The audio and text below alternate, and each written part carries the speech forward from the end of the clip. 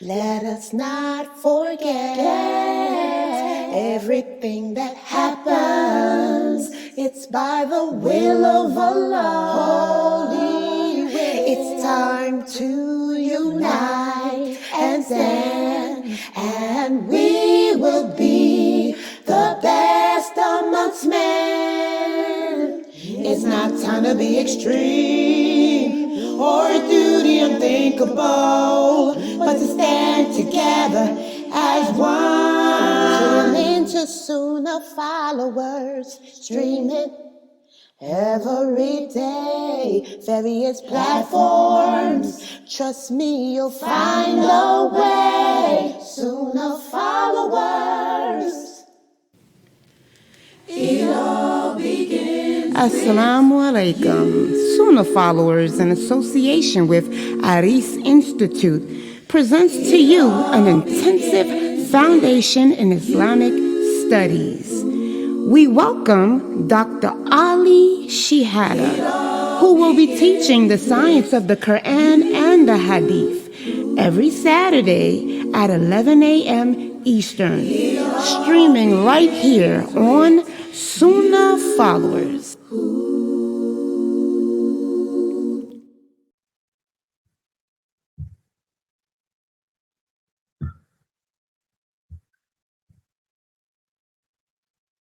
Alrighty, let's get our participants.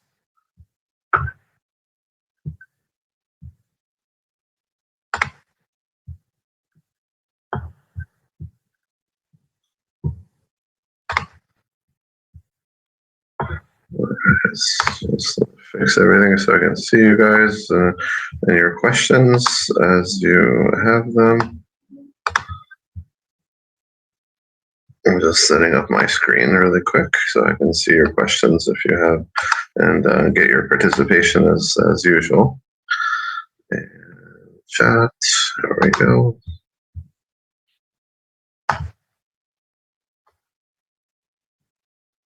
Zahira, check your email. You should have the slides. I just sent them just now, Zahira, to you and the other person who requested. So just let me know that you got them. Last week's slides, I'm sorry, I'm using a different computer today, and I will be able to send those to you, inshallah, before next week. If you could just remind me, Zahira, on this coming Thursday, just send me a reminder email for the slides from week 1, and I'll send them to you. I just don't have them on this computer I'm using today. All right. Bismillah walhamdulillah wassalatu wassalamu ala rasulillah amma ba'd. So inshallah we're going to begin with sciences of the Quran. Jazana wa iyyakum. So inshallah we're going to follow the same sequence that we did last week, which is where we begin with Quran and then Hadith, and then we'll finish with Usul al-Fiqh. Inshallah we'll take breaks between every class. As I have mentioned to you, I am using a computer that's been harassing me all day. So if you're having any trouble, inshallah, please let me know, and I will be delighted, inshallah, to try to fix whatever problem that might be happening, inshallah. But hopefully nothing is going to go on. Iram, just email me. I can't. It's difficult for me to catch everybody's email here. So if you don't have my email, I will put it for you right now. Oh, don't be sorry.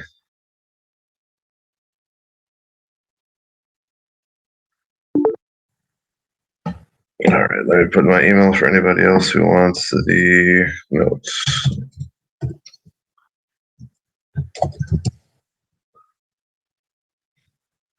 So anybody who needs the notes, just send it to me. If you need it in PDF, just put that note in the email that you send me. I've been sending them out as PowerPoint slides. But if you need them as a PDF, if you don't have PowerPoint for some reason, I'll do that, inshallah. All right. Bismillah, alhamdulillah, wassalatu wassalamu ala rasulillah. Allahumma yassir li amri. اللهم اشرح لي صدري ويسر لي أمري واحلل عقدة من لساني يفقهوا قولي.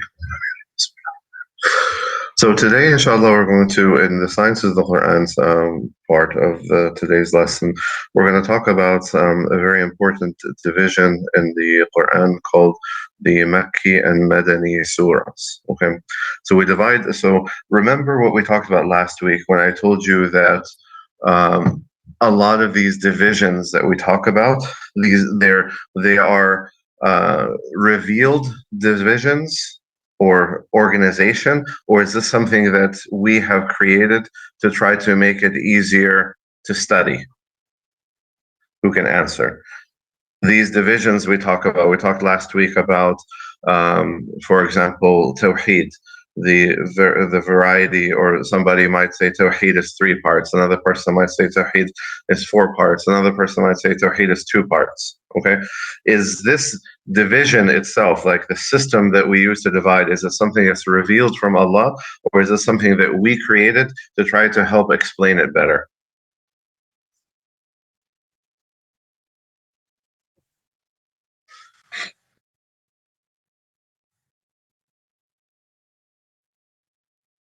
Very good. It's just to make the explanation easy. So, with regard to the Makki and Madani surahs, if a person doesn't know the difference between the Makki and Madani surahs, okay, they're reading the Quran and they're trying to get the guidance from the Quran. Do they need to understand the difference between these two things? No, they don't. And again, what we're talking about here, we're trying to divide or organize things, okay, make divisions to make it easier to understand certain things, particularly for the student of knowledge. So you guys are studying this as a diploma program, okay? So you are trying to get your diploma in intensive Islamic studies. And as a result, you are supposed to have these concepts or understand these concepts because, I'm expecting that you guys are going to be taking on leadership roles in Islamic dawah or in teaching or something like that. So it's important for you to know these things. Is it necessary for the Muslim to know it? No. Is the person who doesn't know Makki and Madani, they're not going to get into Jannah? No. That has nothing to do with any of that, okay, whatsoever. This is all about just trying to understand things better. So, what is the difference between the Makki and the Madani? So, the first difference we're going to talk about, of course, is what separates them. The separation between them is the hijrah of the Prophet ﷺ. So, when the Prophet ﷺ, he went from Mecca to Medina, okay, it ended the component. The Meccan surahs were finished. Okay, the Meccan surahs were finished. And when he got to Medina, we started with the Madani surahs. Now, here's a trick, or a special. No, it's not a trick actually. It's an extra credit question. Okay, there is one other place of revelation. So we have the ayat, the parts of the Quran revealed in Mecca, and the parts of the Quran revealed in Medina. But there's one other place that the Quran was revealed. But it's a very small part. Very good, excellent. Okay, it was revealed on, excellent Farzana, mashallah alayki, that it was revealed during the Isra wal Mi'raj. Okay, so the Mi'raj, where the Prophet ﷺ went up into the heavens, that there is a portion of the Quran that was revealed there, and so this is it's a special kind of significance to that. But in general, the Quran is generally divided into Makki and Madani surahs. Okay, what is the majority of the Quran? Is the majority of the Quran Meccan surahs or Madani surahs?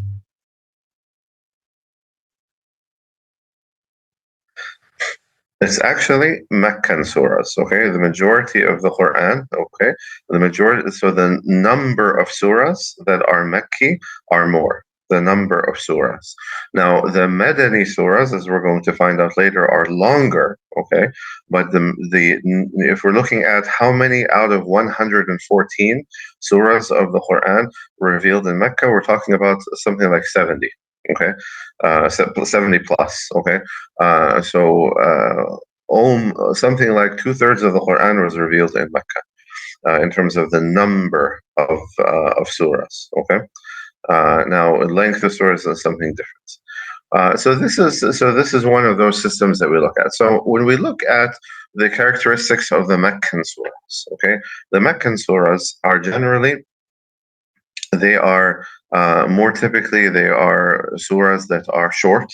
Okay, they are extremely eloquent.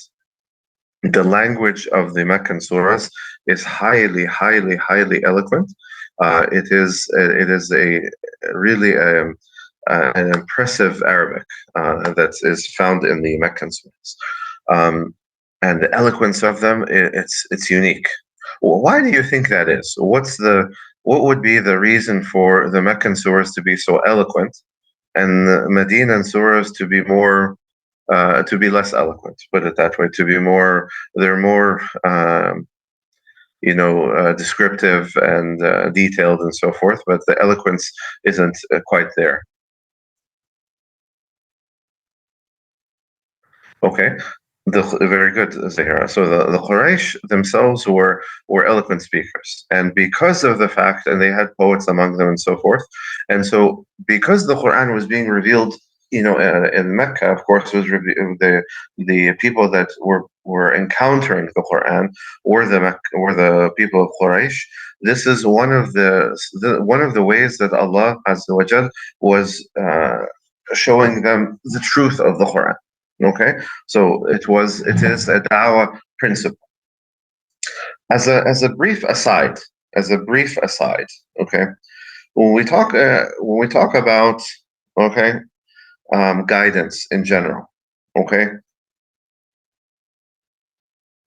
you find some people, okay, that when we talk about the hellfire and Jannah and so forth, that they say, you know, is it fair? Some people they ask this question: is it fair for someone to go to the hellfire? When, for example, we were born as Muslims, and some other people were not born, and so do they really have the same, opportunity that we have, and so forth? And this small question that I just asked you is an evidence of Allah's mercy to mankind. That Allah Azza wa Jal, He is so merciful that you look at that despite the corrupt nature, the arrogance, the violence, the hatred that Quraysh had. Allah Azza wa Jal, He almost like He fashioned the Quran, portion of the Quran, for their benefit. Simply for their benefit. The eloquence of the surahs of Mecca is something that was meant to call them. And you see how Allah Azza wa Jal, no matter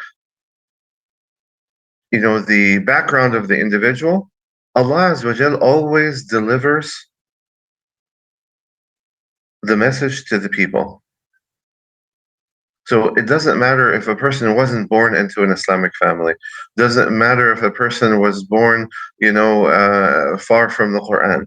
Allah Azza wa Jal, He brings the guidance to those people.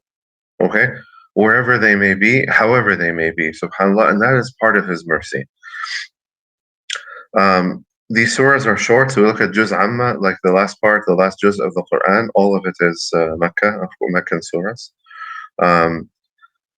Something that's kind of unique about the Meccan surahs is that every surah has the word kalla. What does kalla mean? Anybody know? No, qul is say, qul. But this one is kalla. So it's like la, but you have a kaf in front of it. So you guys know what la means, right? La is a very famous word. No, right? So what's the kaf in front of la mean? What does it signify? It means absolutely not. It's emphasis on no. So it is an emphatic no. Absolutely not. Okay. So subhanallah, every surah has the word kalla in it. The typical themes that you find in the Meccan surahs, the themes are going to be the articles of faith. Okay, so what are we have the 6 articles of faith that Jibreel alayhi salam, he came to teach the Prophet sallallahu alaihi wasallam and the Muslims. Okay, which is the belief in Allah, the belief in His angels, the belief in his revealed books, the belief in his messengers, the belief in the Day of Judgment, and the belief in Qadr, the divine decree. Okay, so you will find that the Meccan surahs, they spend a lot of time on these issues, on the issues of faith. Okay, building up the faith of the individual. Um, Similarly, you'll find, of course, a huge emphasis upon the Day of Judgment and the signs of the Day of Judgment, the elements of the Day of Judgment, hellfire and Jannah. All these things are mentioned. The stories of the prophets are all typically Meccan surahs. Um, so the call to Tawheed, the warning against Shirk, all of this is the Meccan surahs. So now let's take a moment to think about this when we're calling people to Islam. Okay, so recently somebody came and asked me a question about this in one of the in-person classes that I teach, and he was talking to me about, okay, there's a person that I know that I want to help this person become Muslim. I want to call them to Islam. Okay, what's the focus? This is what he asked me. He said, "Where do I begin? Where would we begin? And what's your evidence for that?" What do you guys think? I want you to tell me, where would you begin if you want to teach somebody about Islam?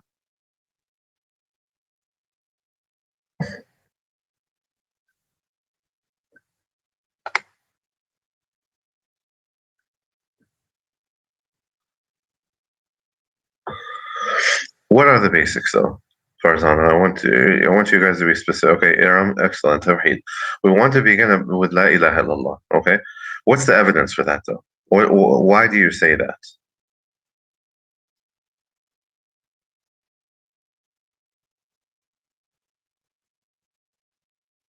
Because we're getting this knowledge right now, but we want to make this knowledge practical.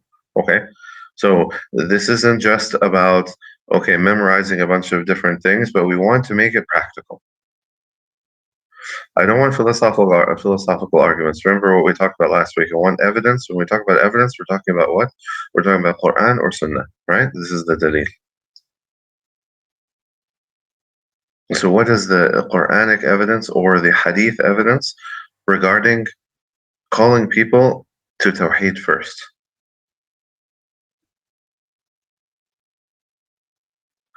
So I will share it with you.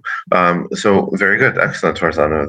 The Meccan surahs themselves, we look at how Allah gave da'wah to the people of Mecca and to the early Arab tribes that received the message, the tribes that were around Mecca. Okay, and so the Meccan surahs themselves, they focus, and Surah Al-Ikhlas is excellent, but it is what? It is a Meccan surah. And so we see that Allah Azza wa Jal, He focused on Tawheed, okay, initially. Now, again, this is still somewhat academic, okay? We have another dalil, another evidence, okay? We're going to talk about dalil in today in the Usul al-Fiqh, so we'll start using that word right now. But the evidence from the hadith is also, we have a very strong hadith, which is the hadith of Mu'adh ibn Jabal. So this is a name that we have to know. Mu'adh ibn Jabal. So Mu'adh is one of the scholars of the companions of the Prophet Muhammad sallallahu alaihi wasallam. Mu'adh, what did he do? He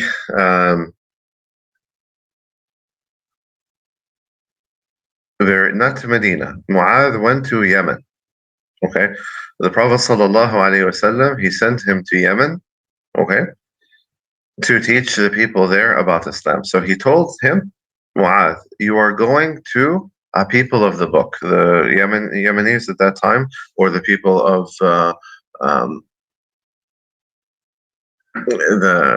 what is now essentially the southern part of Saudi Arabia. It's not quite the current country of Yemen. Najran, the people of Najran. Okay, so this is there was a delegation that came from the territory of Najran, which historically has been part of Yemen, but currently Najran is one of the southernmost provinces of Saudi Arabia. but they were Christian people. Okay, so they came and listened to the Prophet Muhammad sallallahu alaihi wasallam. They decided they wanted to remain Christian, but they accepted the Islamic government over them. So the Prophet sallallahu alaihi wasallam, he sent Mu'adh to Najran, and he told him, begin by calling them to La ilaha illallah. If they accept that from you, then tell them that Allah has obligated upon them 5 prayers every day and night. Okay, so in 24 hours, 5 prayers. And if they accept that from you, then tell them that Allah has obligated upon them a charity to be taken from their rich and given to their poor.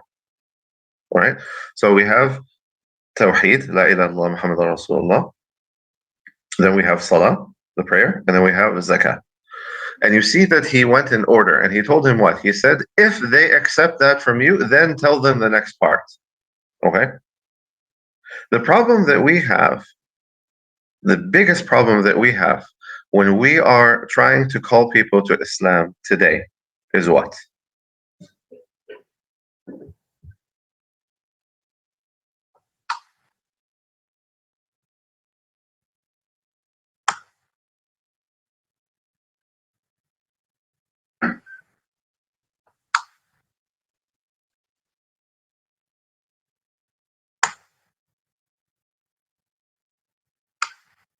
We start with the details. Very good. We start with the details. Okay, that's one of the biggest problems. And one of those details could be that we talk about Jesus or we talk about something else. Okay, but generally the problem is that we go into the details, or generally we get pulled in, we get kind of suckered into talking about something that is not necessary to be discussed with. Okay. Very good, Zahira. The rules that come with being Muslims. For example, somebody comes up to you, okay, Farzana, and says to you, why do you wear that thing on your head anyways? Like, don't you realize we're in the 21st century? Women are free. You don't have to wear that, So what happens? Most Muslim women, okay, or a Muslim man who happens to be in that environment, what are they going to, how are they going to approach that situation? Give me an idea.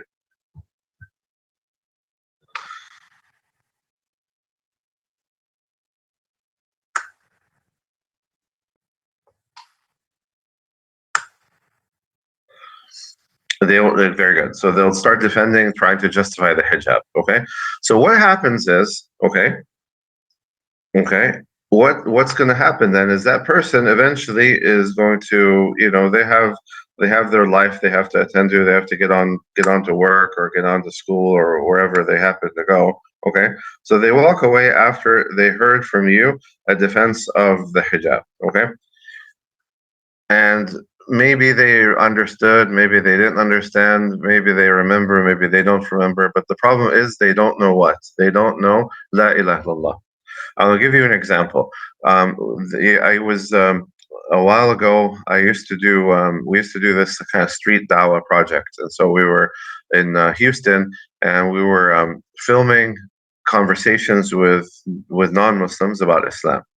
So we went to the bus station, and we saw a guy getting off of the bus, and we had the camera and the microphone. And I said, "Hey, would you like to talk to us about Islam?" And he was like, "Yeah, I'd love to talk to you about Islam. I even have Muslim members of my family. I have members of my family who are Muslim." And I said, "Fantastic." I said, "This is great. We can talk. We're going to get into we have a deep conversation with you about Islam then, since you have family members who are Muslim."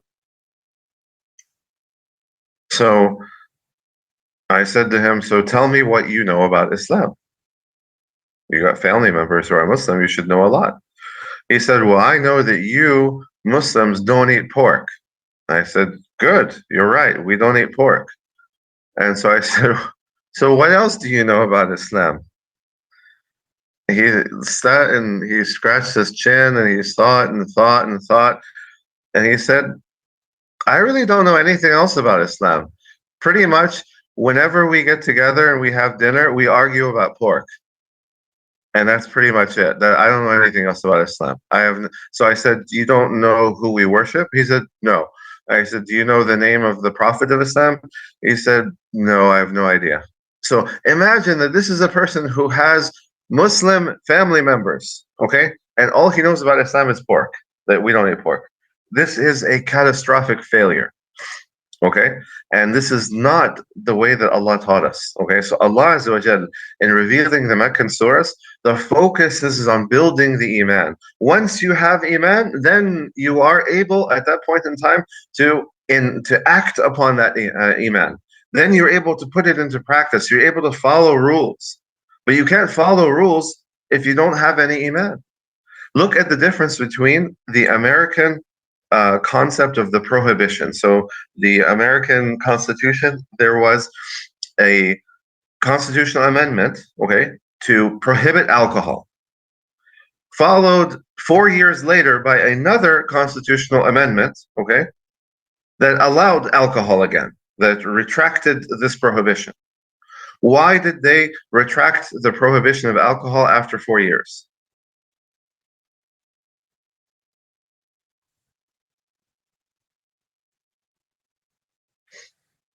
Not exactly public pressure. Public pressure certainly had something to do with it. Money had something to do with it. But there's a bigger reason.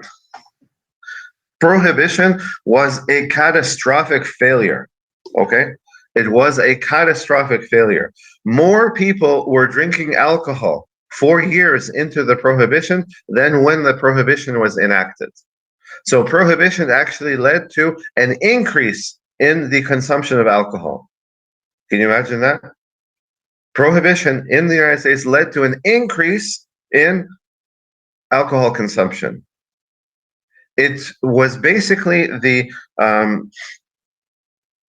it brought about, or it allowed the organized crime, the mafia, basically, it allowed organized crime to flourish.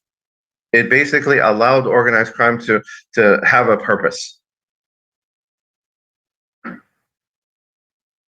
Right? And so it was a disaster. And that's why they said, forget it. We have to retract it because we're going in the wrong direction. This is terrible. Okay. Now, here's what's interesting. Okay. Now, but you have in Medina, okay, you also had a prohibition. The ayah came down in Medina forbidding alcohol. Okay. The Allah Azza wa Jal, He completely prohibited it. That and gambling. Okay. And the tafsir states that the streets of Medina were running with rivers of alcohol because everybody poured out their alcohol. So why did it succeed in Medina and failed in the United States? It's because of this build-up. Because you build up the iman, the faith of the person, and then you introduce the rule, and they will be able to implement the rule. They will be able to act upon it. But if you don't, if you do it backwards, okay, then it results in rebellion. So these are all aspects that have to be understood. Okay, so somebody that comes to me and says, "Okay, I want to talk to you about terrorism," okay, because I read a hadith and I read part of the Quran, and it seems like there's all this talking about fighting and killing and blah blah blah blah blah. So I want to talk to you about that. So how do I go from there to Tawheed? I say, you know what? That's a really good question, and I'd love to talk to you about that. But before we talk about that, I want you to understand, lead them into what I want to talk about, which is Tawheed. Okay? I want to talk about Tawheed first. Then, if we have time, we'll talk about the other stuff. Because you have to have the framework. The framework has to exist. If it doesn't exist, then it's useless. So this is how we can implement, or we can take this knowledge of the Meccan surahs and put it into practice. Right?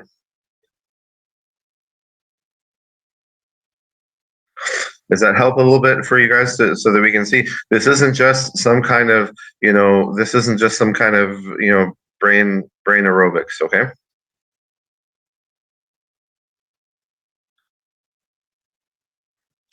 And Hannah, what you just mentioned about kids, okay? So we talk about children, okay? And this is a very, very important thing for all of you who have kids. Even if you don't have kids, then maybe inshallah you will have kids, and this is a very, very important thing. The hardest, one of the biggest problems with raising kids, Muslim kids, is it's so hard to get them to do what? It's a challenge. It's a struggle, almost a daily struggle to pray. Excellent. Okay. Pray. They don't want to pray.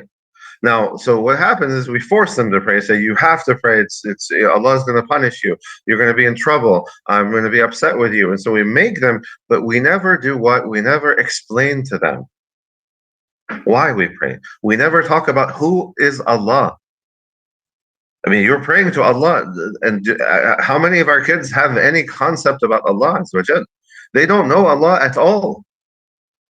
They have no idea who they're praying to. If you were to stop and sit and explain to them the majesty of Allah Azza wa Jal, okay, why Allah is worthy of worship, period. Even if there is no hellfire and there's no Jannah, okay, even if we just die at the end of our lives and it's over, Allah is still worthy of being worshipped. Right, Zahira. We don't tell them about Allah. So how can they love Him? How can they worship Him? How can they magnify Him? How can they have any concept of this if we don't teach them? And that's why it's important. Okay, so that's so I'm glad you brought that up, Hannah, because it's certainly so. This is how we can translate this this knowledge into something practical. Okay, now let's talk about the Medinan surahs. Okay, and so the Medinan surahs are focusing on the rules of Sharia. Yes, many parents they teach by fear, unfortunately, and they don't they don't um,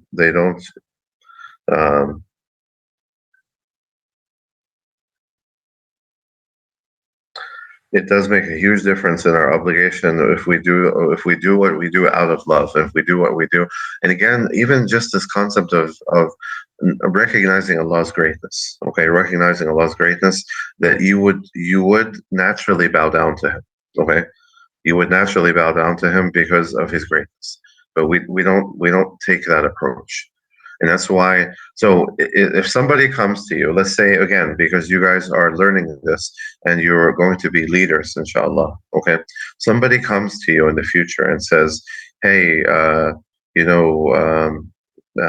Farzana or Irham, Selena, any of you guys, what somebody comes to you and says, my iman is very weak. What can I do? What would you recommend based on what we just talked about?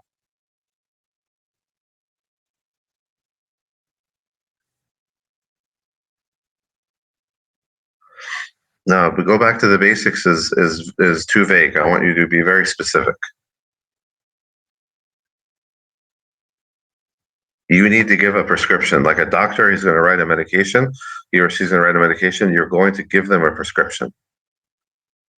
So names of Allah, understanding Allah, you guys are correct, but still not specific enough. I want specifics. Hannah, excellent, but specifics. So the same. Okay, loving Allah, we want a specific thing. I want a specific prescription from what you just learned.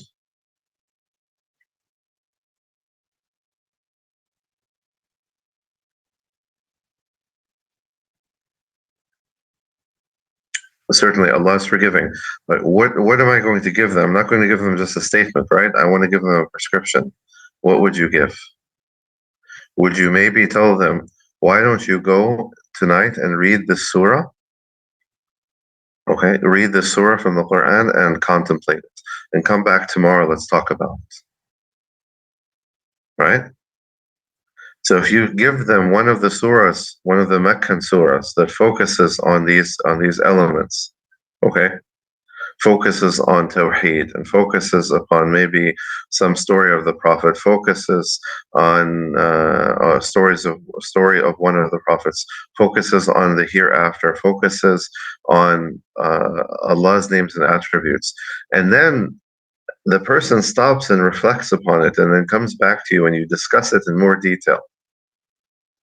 Do you see how that will have an impact on uplifting that person's iman?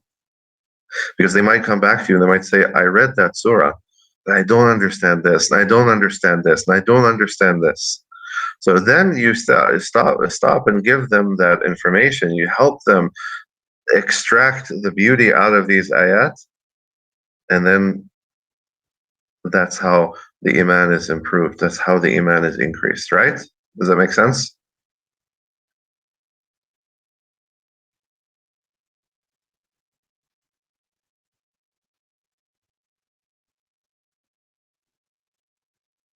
Everybody, or just to Farzana and Zahira? No.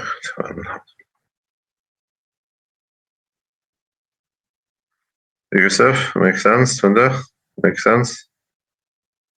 So the Quran, so when we look at the Meccan surahs, okay, the Meccan surahs, they're meant to basically to uplift the iman. Okay, these surahs, because of the themes that they have, okay, they are meant to increase the person's iman, to create iman in those people. Okay.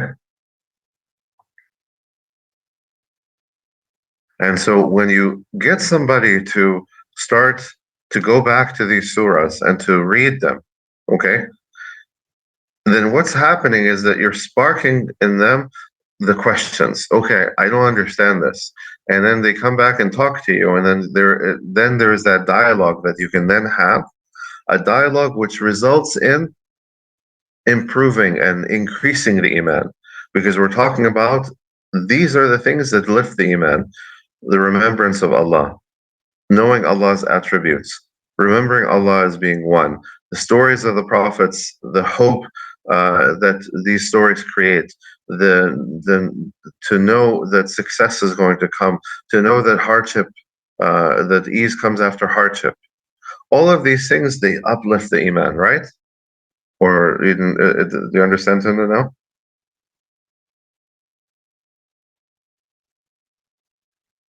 Okay. And if you don't understand, or if I haven't explained it right, let me know. But this is the idea, and this is the thing we don't do, because people are stuck on, you come and, everybody today wants something simple, okay? Medicine, they come and they say, oh, I'm depressed, okay? Well, the solution to your depression is to, get out of the bad patterns that you're living in, okay? But that's too hard for them. They don't want that. They want a pill. Give me a pill. I want to take a pill every morning, and that should make me feel better. They don't want to change their life. Okay, so we're living in a society that's filled with depression, filled with anxiety. Okay, al-ham wal-gham. Okay, the society is filled with these things. Why? Because people are disconnected from the Lord. People are living superficial and artificial lives. And so when you tell them to get back to living better, they don't want to do it. They want the simple solution. But this is why we can't, fall for that. We can't, when we're working with other Muslims, we're not going to try to give them that simple solution. Okay, or that basically it's not really a solution. We're basically saying something and telling them to go away. We're giving them the real solution, which is go back to the book of Allah. Allah revealed this book to be guidance. Allah revealed this book to be a healing for the hearts and the souls. If you are not going back to this book, how are you going to be healed? And so that's one of the most important things that we are not doing. We're not calling people back to the book of Allah. And again, using this knowledge to our advantage. So the Medinan surahs, on the other hand, are different. Okay, so in the way that the Meccan surahs have this eloquence and this poetic, nature to them, the Medinan surahs are more mundane. Okay, they're more to the point, and because of the nature of the surahs themselves, they're talking about rulings. Okay, they're talking about rulings. So this isn't the uplifters of the heart. Okay, this isn't the heart softeners. These are things that are hard. Okay, they're more complex. They're more legal. Okay, so the rulings of the Sharia, the vast majority of them, okay, 90+% found in the Medina surahs. Okay, you name it. So sales transactions, the rules regarding the prayer, the rules regarding fasting, all of these concepts. So all the acts of worship, the transactions, the daily transactions that we have, the relationships that we have with the people of the book specifically. So the Meccan surahs, they talk more about the relationships with the disbelievers, the kuffar. Okay, whereas the Medinan surahs, they talk about the relationship between the Muslim and the people of the book, and the relationship with the Muslim and the hypocrites.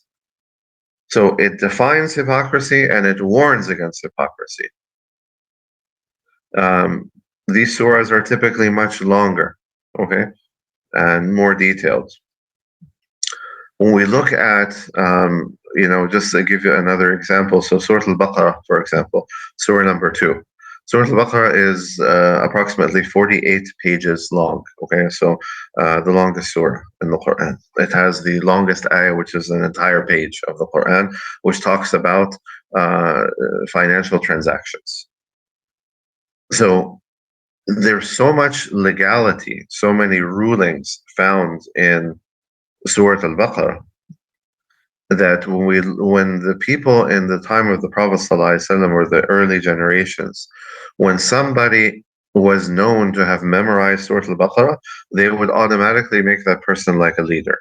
Because remember, at the time of the Prophet ﷺ, in those early generations, people didn't just memorize without understanding. They would understand, then memorize. So the way that the companions approached the Quran, they would take 5 to 10 ayat at a time, and they would understand those ayat. They would know the applications of those ayat, and then they would memorize them. So that means that a person who memorized Surah Al-Baqarah is a person who understands all of the rulings that come out of Surah Al-Baqarah, and this is a person who understands Islam. Right? Does that make sense?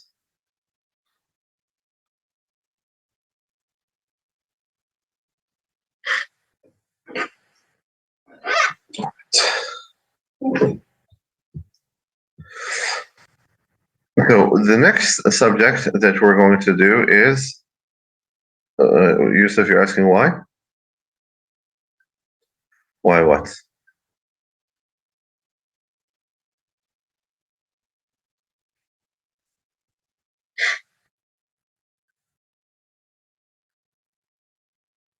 So the next subject then is going to be Asbab al-Nuzul.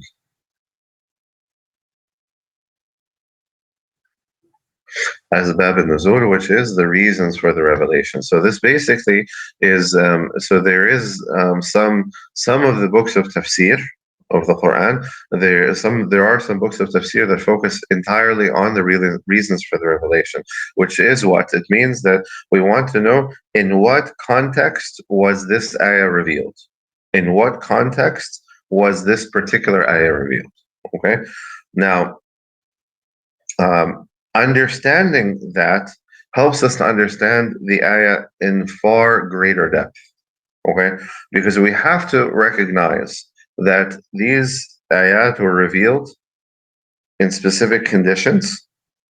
Okay, and so as a result of that, when we look at the Quran, we know that the Quran, or when we're studying the Quran, there's always a specific and a general, a specific meaning and a general meaning. Okay, and this is one of the proofs that the Quran is from Allah, because there is no book that could do that except the Quran. There is no book that could contain two meanings like that except that it comes from Allah. So it's enormously challenging. So Allah Azza wa Jal, He revealed ayat that deal with particular circumstances. So, for example, if we were to go, let's say, to Surah An-Nur, okay? So, Surah An-Nur, Surah number 24, all right? And Surah An-Nur, the theme of Surah An-Nur is what? Who knows?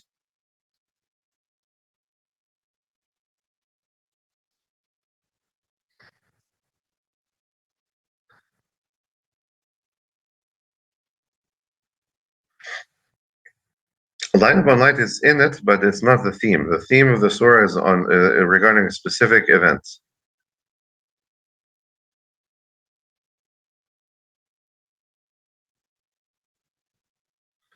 The Surah An-Nur was revealed regarding the ifk.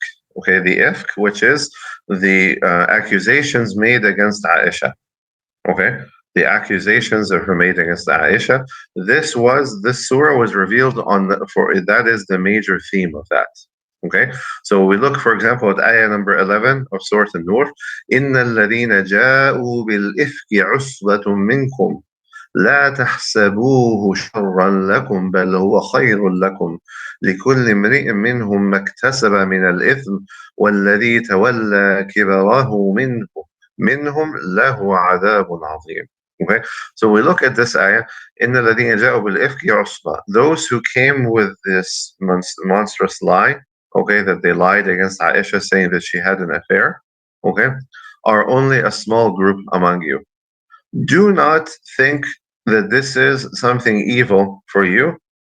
Indeed, it is something that is good for you. Okay? For every one of them, one of the people who carried this lie, they will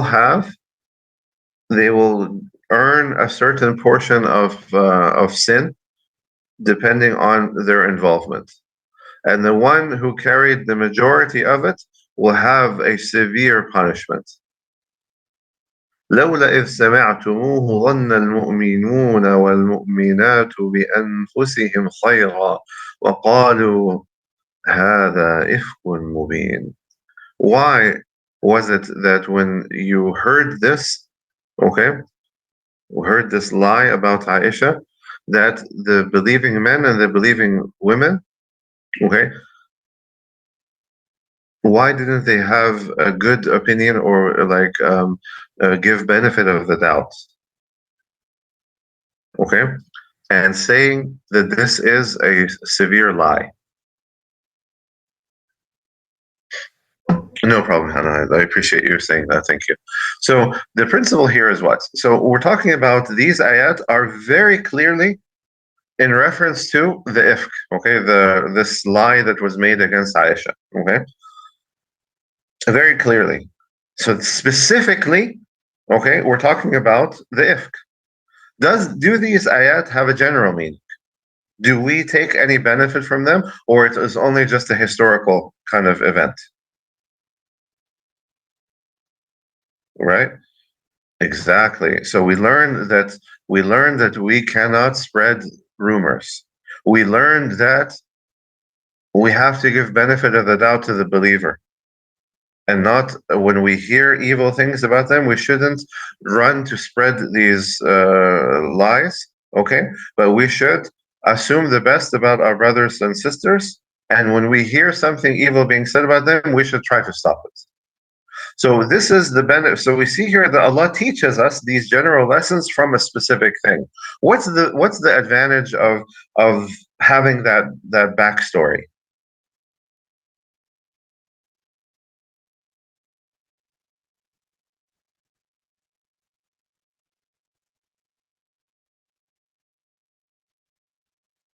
Very good. It makes it relatable. Okay, so it's a teaching technique. It's a phenomenal teaching technique because we can always go back and say, "Oh, yeah," just like in that situation. So if I hear somebody talking bad about somebody that I know, I will remember this story and say, "No, that's not acceptable." Okay, so that's the specific. Okay, the specific is that there are ayat that are very specific like this and relate to specific events in the time of the Prophet ﷺ, but they also have this general meaning. Okay, so it shows how Allah Azza wa Jal, He is teaching us throughout time. Okay, throughout so many generations since the time of the Prophet ﷺ, they're still relevant. This is completely relevant. Okay, and it's not just, oh, this is just something historical. Okay, it helps us also to understand the Quran better. So, for example, when we look at Surah Al-Baqarah, ayah 158, okay, إن الصفا والمروة من شعائر الله فمن حج البيت أو اعتمر فلا جناح عليه أن يطوف بهما ومن تطوع خيرا فإن الله شاكر عليم. Okay, so Allah talks about Safa and Marwa. Okay, so those of you who have been to Mecca and made Umrah or Hajj, you know Safa and Marwa. Okay, so Safa and Marwa, this is something that has relevance from the time of Sayyidah Hajar, okay, the wife of Ibrahim alayhi salam, Hajar alayhi salam, that she was radiallahu ta'ala anha, that she ran between these two hills, okay, looking for any type of water or assistance, okay, before Zamzam was revealed to her, and she walled it off. Okay, so Allah Azza wa Jalla is telling us, "Inna Safa wal Marwa min sha'air."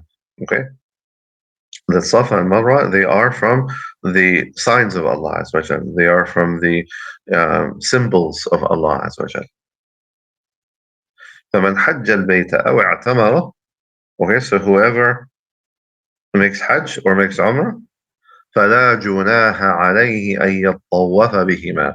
There is no harm upon them to go between them, to run between these two hills. But wait a second here. So Allah is saying there is no harm upon them if they go between these two hills. Is the running between Safa and Marwa, is it a portion or is it an obligatory part of the Hajj and Umrah, or is it optional?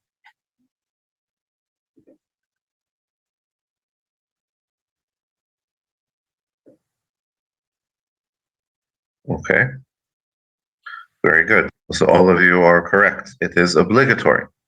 So why is Allah? It seems like Allah is saying it's optional. There's no harm upon you.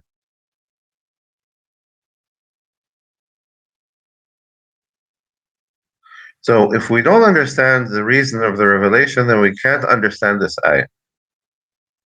Okay, we can't understand this ayah if we don't know the reason of revelation. The reality is, okay, that they had, so the pagans, okay, they had distorted the meaning of Safa and Marwa, as you guys are already alluding to, okay, and it became a pagan ritual. That running between these two was a pagan ritual. Okay, they had distorted the meaning. So when the believers came to make their Umrah, they were afraid. If we go between Safa and Marwa, will the disbelievers think that we're following their traditions? Will the disbelievers think that we are following their lies and their distortions? So Allah said, no, there is no harm upon you, meaning there is no sin upon you. You are not sinful if you go between Safa and Marwa, because we're going to re-establish the real reason for that and obliterate the idols that these disbelievers made. Make sense?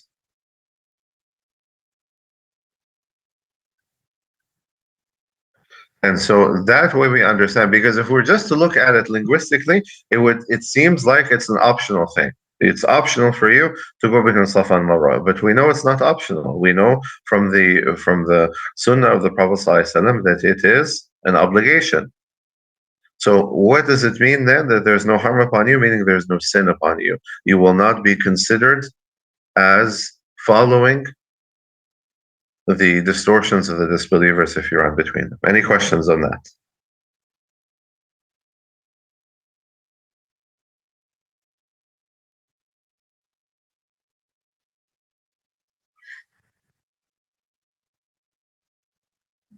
Biram, Salina, Tunda, Yusuf, you guys okay? Does that make sense to you guys, or?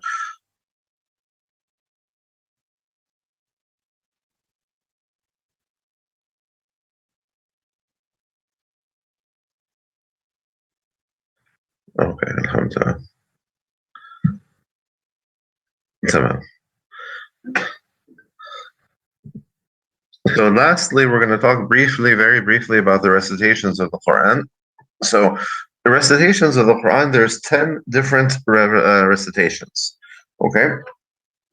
10, so we call them al-ashra al-kubra wal-ashra al-sughra. So we have the major and minor recitations of the Quran. So what is the difference between the recitations? It is in all intent and purpose, it is just a slightly different pronunciation of the word, almost like a dialectical pronunciation. So just like if we look at how the British might say a word, okay, the British might say a word in a certain way, and the Irish might say it slightly different, and the Americans or Canadians will say it different. It's all the same word, okay? It's spelled the same, it has the same meaning, but there's different pronunciation of the word, okay? And so, and this is the kind of the dialectical difference, or you might say, or a different recitation. That's all. So the recitations of the Quran, okay, they don't differ in meaning at all, okay? That the meanings are preserved, okay? They might offer a slightly different view or perspective, but nonetheless, as I mentioned to you last week, we look at, for example, some of the recitations that are we say like Malik Yawmiddin. So when we recite Surah Al-Fatiha, we generally Hafs an Asim, when the prominent recitation today, okay, in the world is Hafs an Asim. Okay, so most of you are reciting Quran on the in the style of Hafs an Asim. Okay, Hafs. So you will say Malik Yawmiddin. Okay, Malik, he is the owner of the day of recompense. Okay, but there is another recitation from some of the reciters. They would say Maliki Yawmiddin. So instead of Malik, they would say Malik. Okay, so Malik is a different word. Okay, it doesn't mean ownership; it means kingship. Okay, so he is the king of the day of recompense. Is there a difference between the owner and the king? Not really, because of course the king, in essence, owns. Okay, the king is the owner of his territory, and so. But again, it might give you a slightly different perspective. That's all. But again, the meaning doesn't change. The meaning doesn't change at all. Okay, it's not that you're going to say in this recitation the ayah says this, but in this recitation the ayah says something different. No, never happens. Okay, never happens whatsoever. So for that reason, we have these different. And so again, what it does is adds to the beauty of the Quran and the just the sweetness, especially if you love the Quran. Then it is something beautiful to hear the different recitations of the Quran, and it's like spice, or kind of it allows you to enjoy the Quran in a different way. So it's something you have to experience to understand it a little bit more. So these are the different recitations. There are 4 from Kufa, which is from an area in Iraq, 2 from Medina, 1 in Mecca, 2 in Basra, another part of Iraq, and 1 in Asham, which is Syria. So, and they are generally the very famous ones. Nafi', okay, Nafi' is one of the. We have Warsh and Qalun, that they come from Nafi'. So Warsh an Nafi' and Qalun an Nafi'.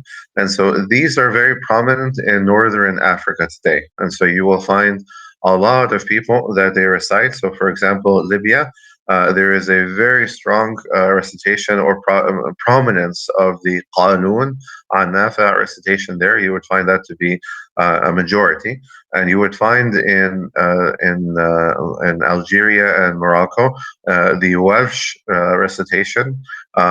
Is prominent there, and so to give you again just a little bit of kind of a concept of it, so that you can understand it a little bit more. We can try to see here a surah that many of you maybe have at least heard, and so you can kind of get a sense for the difference. So if we look at Watini was Zaytun, okay. If we look at how the Welsh would recite it, okay, so the recitation of Welsh, it is different, okay. So most of you know والتين والزيتون وطور سينين وهذا البلد الأمين لقد خلقنا الإنسان في أحسن تقويم ثم رددناه أسفل سافلين إلا الذين آمنوا وعملوا الصالحات فلهم أجر غير ممنون فما يكذبك بعد بالدين أليس الله بأحكم الحاكمين. So this is the typical way that we recite it with Hafs, okay, that many of you are familiar with. But if you hear, for example, the way that that Welsh would recite it, أعوذ بالله من الشيطان الرجيم بسم الله الرحمن الرحيم والتين والزيتون وطور سينين وهذا البلد الأمين لقد خلقنا الإنسان في أحسن تقويم ثم رددناه أسفل سافلين إلا الذين آمنوا وعملوا الصالحات فلهم أجر غير ممنون فما يكذبك بعد بالدين أليس الله بأحكم الحاكمين. So for those, you might have been able to pick up some of the differences. So again, it is a very minor difference, and just different rules of tajweed that are found. But again, for it provides some sweetness, and so some people, they have a great love for one recitation over another, and so forth. Ibn Kathir, the recitation of Ibn Kathir al-Makki. What's interesting that most people don't know that the recitation of Ibn Kathir was the prominent recitation in the Kaaba. Okay, so in Masjid al-Haram for a very, very, very, very long time. SubhanAllah, we're talking centuries that the imams there, they would recite. So people would come to make Hajj and Umrah, they would be listening to Imam reciting in the recitation of Ibn Kathir. So it is Qumbul and Al-Bazzi, okay, and Ibn Kathir. And then there's the recitation of Abu Amr of Basra, Ibn Amr of Syria at Dimashqi, Asim ibn Abi al-Najud, which is Hafs, the one that we know, and Shu'bah. So there's another recitation called Shu'bah, which is very similar to Hafs. It is the sister of the recitation of Hafs, because they both come from Asim, which is one of the Iraqi, Kufan, one of the Iraqi reciters, Hamza az-Zayyat, and so Hamza so we have Khalaf and Hamza. So the recitation of Khalaf, which is a very, very unique and very different recitation, subhanAllah. So if you've ever heard Surah Al-Fatiha with the recitation of Khalaf is very, very different. Okay.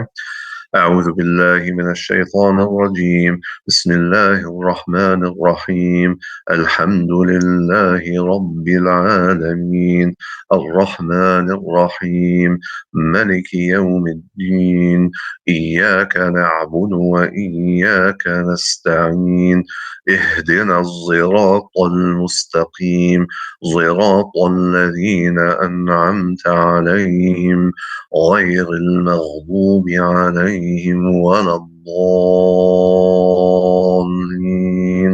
Ameen. So you see the difference. So Zirat and as well as Malik.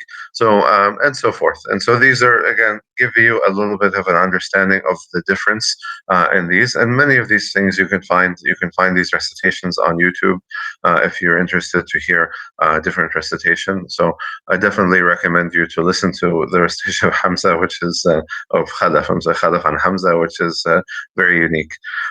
So these recitations, they have a chain of transmission, like Hadith, going back to the time of the Prophet Muhammad sallallahu alaihi wasallam.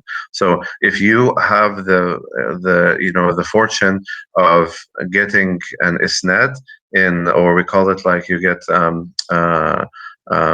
ijaza in the Quran. So that means that you study under a teacher who will pass on certification to you in one of the recitations of the Quran. And so you would have your name, okay, that you learned from your teacher, who learned from his teacher, who learned from, all the way back to the Prophet sallallahu alaihi wasallam, going and then, but after the Prophet, going back to Jibreel, going back to Allah.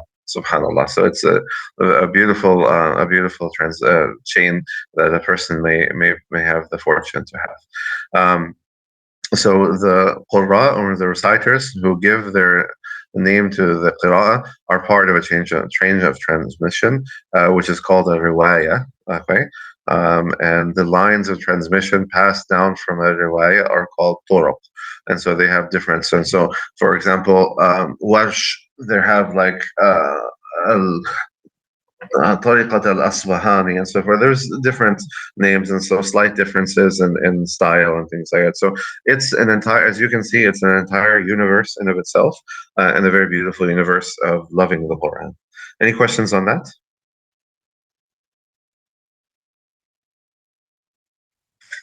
I hope I did not bore you with that, and so, but I hope, inshallah, you were able to appreciate some of the beauty in that, and maybe some of you will like to study it in the future, inshallah. And so here, same thing, yes. So it's just the pronunciation difference. That's all.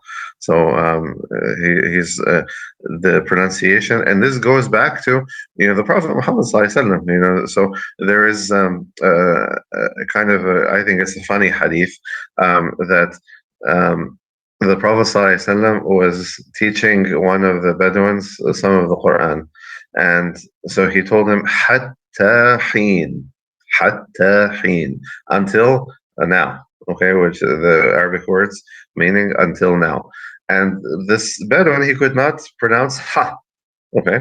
As you know, many people, especially new Muslims, when they come to Islam, they have difficulty with reading certain or pronouncing certain letters. So the Prophet ﷺ telling him hatta heen, and this Bedouin is saying atta ayn. He's taking the ha and making a ayn, which is completely wrong. But so the Prophet says no, hatta heen, and the Bedouin says atta ayn. He couldn't. So Jibreel came to the Prophet ﷺ. He said atta ayn, like let it go. Alas, it's okay. And so this is what we mean is that that Allah Azza wa Jal, He simplified it. Okay, He simplified it. Now this is, by the way, Hatta Ain is not any of the recitations. It is from something we'll talk about later, which is the ahraf of the Quran, which is a different subject entirely.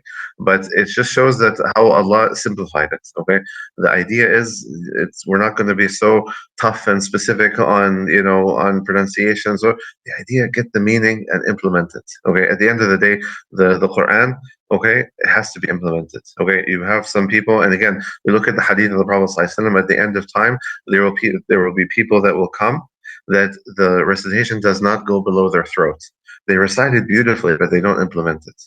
Okay, so the goal is to recite beautifully, yes, but the bigger goal, the ultimate goal, is implementation.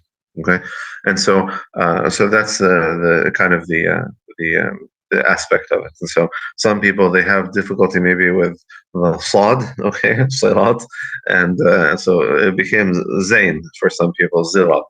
And so it's like I said, the recitation of Khala, for me, I enjoy listening to it a lot. Most people, they do. Most people who study the recitations of the Quran. They enjoy the recitation of Khalaf and Hamza for that reason, because it's very, very unique, and it just allows you to enjoy the Quran in a different way.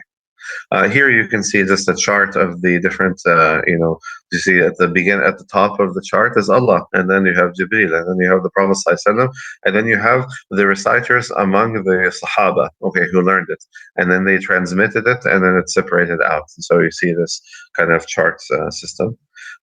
This would be like an ijaza. Okay, so if you have an ijaza in the Quran, then you would have it would be a chain of narrations going all the way back to the Prophet ﷺ, and thereafter to Allah Azza wa Jal, with your name on it.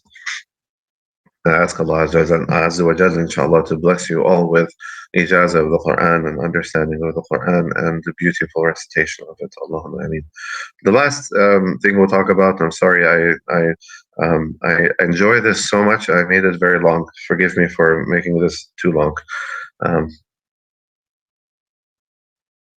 It's okay, Selena. Remember that remember the hadith of the Prophet ﷺ where he said the ones who struggle in their pronunciation, they get a double reward. So keep making the effort. I'll tell you a story that might make you feel better. Okay, it's a very embarrassing story, but maybe my misfortune will make you feel better. So when I was much younger, there was a doctor that I was interested in his daughter for marriage, and I wanted to impress him. And so I spent the night with him in the hospital. I asked him if I could take call with him, and he said, "Sure, you can come in and be on call with me." And so it was Thursday night, going into Friday morning, and so we were awake in the middle of the night. And so he said, "Would you like to pray some, tahajjud?" I said, "Sure." And so he said, "Would you like to lead?" And so I said, "Oh, this is my opportunity now to impress him, and maybe he will be, more favorable. He will think favorably upon me and let me marry his daughter." And so I read from Surah Al-Kahf, Surah number 18, because of the sunnah of reading it on Friday. And so only later I realized how horrible my recitation was, that my pronunciation was just terrible. Okay, because I went to study with somebody. I went to study with another brother, and he said, "Oh boy, you have a lot of problems, but inshallah, we're going to work on that." And so it took me many years, and until alhamdulillah, I was able to improve my recitation. But hopefully, some story that you might benefit from. So if I can do it, then you can do it. If I can, I did not impress him at all. I think I humiliated myself in reality. So, but hey, so I don't think you'll do worse than that. So just recognize that if I can do it, so can you. And mashallah, there's some great brothers that I know who accepted Islam, and they struggled a lot in pronunciation. And mashallah, they kept kind of hacking away, and they really developed beautiful recitation, mashallah. In fact, one of the most beautiful recitations that I ever heard in my life is from a sheikh who is not Arabic at all and did not grow up speaking Arabic. He learned Arabic in his early 20s, and he has one of the most beautiful recitations and most perfect pronunciations of Arabic, even better than Arabic people, subhanAllah.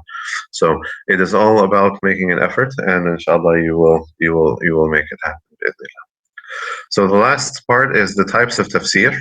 Abdullah ibn Abbas has said that tafsir is of 4 types.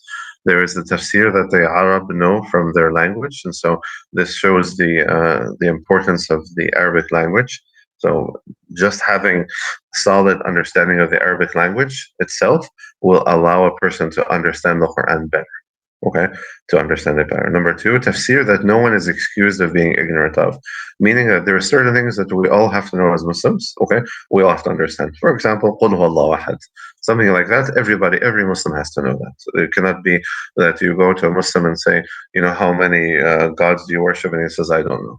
Okay, we all know that we worship only Allah Azza wa Jal. We only worship one.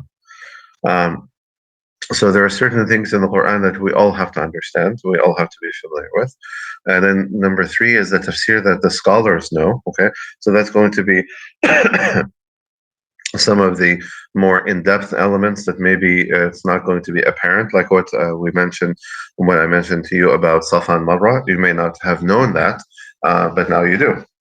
And then lastly is the tafsir that only Allah Azza wa Jalla knows. And so when we look at for example, we look at the in Surah Ali Imran. Okay, so Allah Azza wa Jalla, He says, هو الذي أنزل عليك الكتاب منه آيات محكمات هن أم الكتاب وأخر متشابهات فأما الذين في قلوبهم زيغ فيتبعون ما تشابه منه ابتغاء الفتنة وابتغاء تأويله وما يعلم تأويله إلا الله. So we look in this ayah. This is ayah number 7 of surah number 3. Okay, هو الذي أنزل عليك الكتاب. Allah Azza wa Jal, He is the one who sent down upon you the book. From it there are ayat muhkamat, which are clear, and they are clear, and they have rulings. Okay, they're clear. Hunna ummul kitab. And this is the majority of the book. Okay, so the majority of the book there, it is crystal clear. Okay, wa ukharu mutashabihat. But there are other ayat in the Quran that are mutashabih. Okay, so they have their meaning is not going to be as clear. Okay, in the sense that they have some they have the understanding of it can be more than one. Okay, فأما الذين في قلوبهم زيغ. But as regards those who have kind of distortion in their hearts, that which doesn't have that same level of clarity. Okay, the one that is it is a little bit more ambiguous, seeking through that to create division, fitna, and to create their own meaning of it. And the meaning is only known to Allah Azza wa Jal. Okay? The meaning is only known to Allah Azza wa Jal. I'll give you an example. Okay? Alif Lam Mim. What is Alif Lam Mim? Okay, so we find this in multiple surahs in the Quran. Okay, Surah Al-Baqarah begins, Alif Lam Mim, ذَلِكَ الْكِتَابُ لَا رَيْبَ فِيهِ. So what does Alif Lam Mim signify?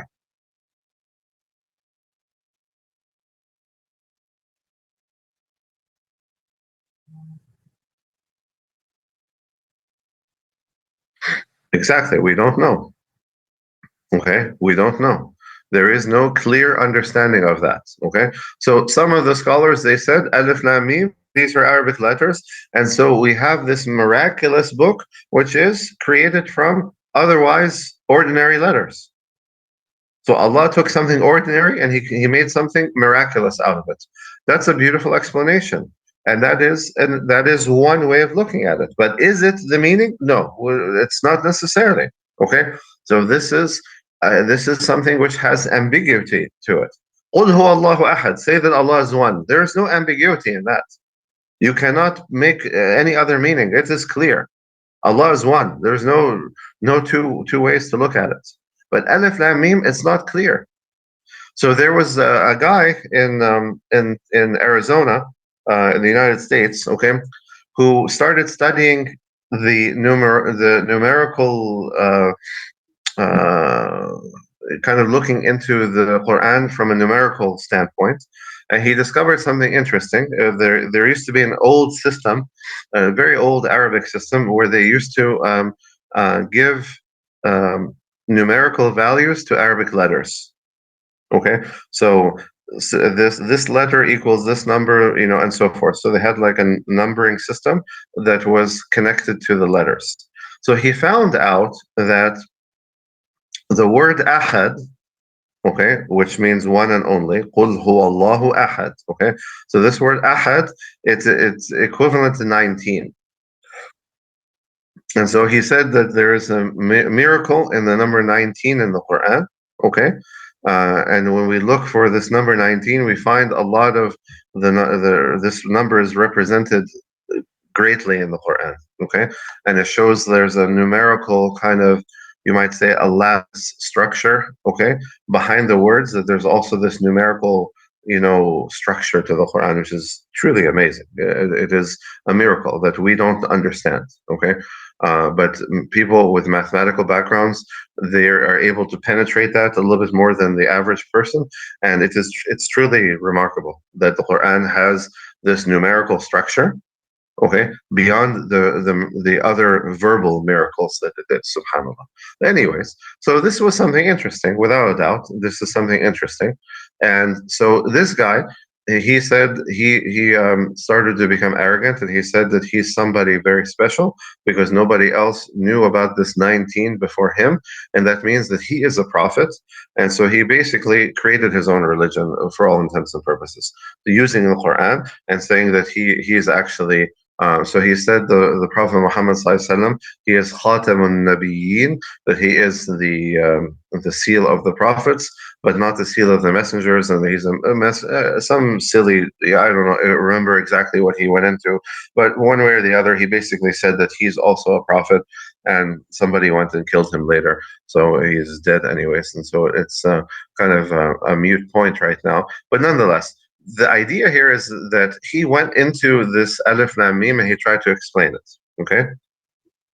No, it's not Qadiani. It's some guy in Arizona. Qadianis are, I think, in Pakistan, I believe. His name is Rashad Khalifa or something like that, or something along those lines. But the principle that I want you to understand here is that he delved into this ambiguous, okay, part of the Quran, and he tried to explain it. And in the process, he created division. Okay, he actually created his own religion. Okay, and so Islamically, we don't get into that. And so there are parts of the Quran we say Allahu A'lam. What does this mean? Allahu A'lam. Okay, we don't know. So we're not going to jump in and try to. So there are parts of the Quran. The majority of the Quran is clear, crystal clear. But then we have these other things that we don't understand what it is. Maybe we'll understand it in the future. Maybe not. Okay. But so we don't. But we don't delve into it. Okay. So Allah may grant some of the scholars knowledge of that. Okay. Or he may not. And so this is the tafsir that Ibn Abbas is talking about. So there are parts of the Quran that Allah only knows. Okay? It is known only to Allah. And that's what I wanted to explain to you. And so we can use the reference of Surah number 3, ayah number 7, as I mentioned to you, regarding this point, so that there isn't, so that you have a reference point to go back to.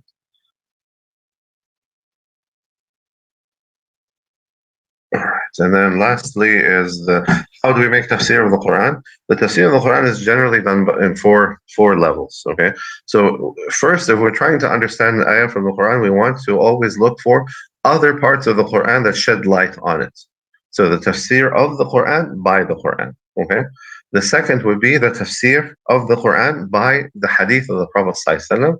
The third would be the sayings of the companions, and fourthly would be by the Arabic language. What book combines all four of these? Which tafsir combines all four of them very nicely? Anybody know? The tafsir of Ibn Kathir. Very good, Farzan. Okay, so Ibn Kathir's tafsir, which is translated in the English language, it's also available for free online. You can download it. The English translation, it can be downloaded for free. If you can't find it, send me a message. I'll send you the link. And but you will see that Ibn Kathir, he approaches the Quran this way exactly. So when he provides the tafsir, okay, Quran, hadith, sayings of the companions, and language if relevant. Okay, And so this is the best way to look at the Quran. It doesn't mean that the other tafsirs of the Quran are deficient. It just shows that his is very comprehensive in that approach. Barakallahu feekum wa jazakumullahu khair. I don't have the link on me, Zahira, but if you, like I said, it should be very easy to find. You guys are all young and very technically savvy, so I think you could find it. But if you can't find it, let me know and I'll help you, inshallah.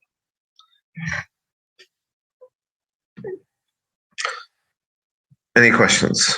And I apologize again. I stressed that out, but I love the Quran very, very much, and sometimes I can't stop talking about it. So forgive me. But I hope, inshallah, it was interesting what we discussed, and you got a lot of value out of it, inshallah.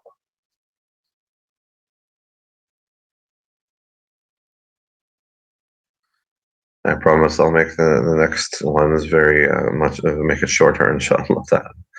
All right, so let's take a break. 5-10 minutes break. 5 minutes, inshallah. Actually, no, that was a very long class. I'll give you a 10-minute break so you can stretch your legs and get something to drink, get something to eat, or do what it is that you need to do. If anybody has any questions, let me know. In the meantime, I'll be hanging out here.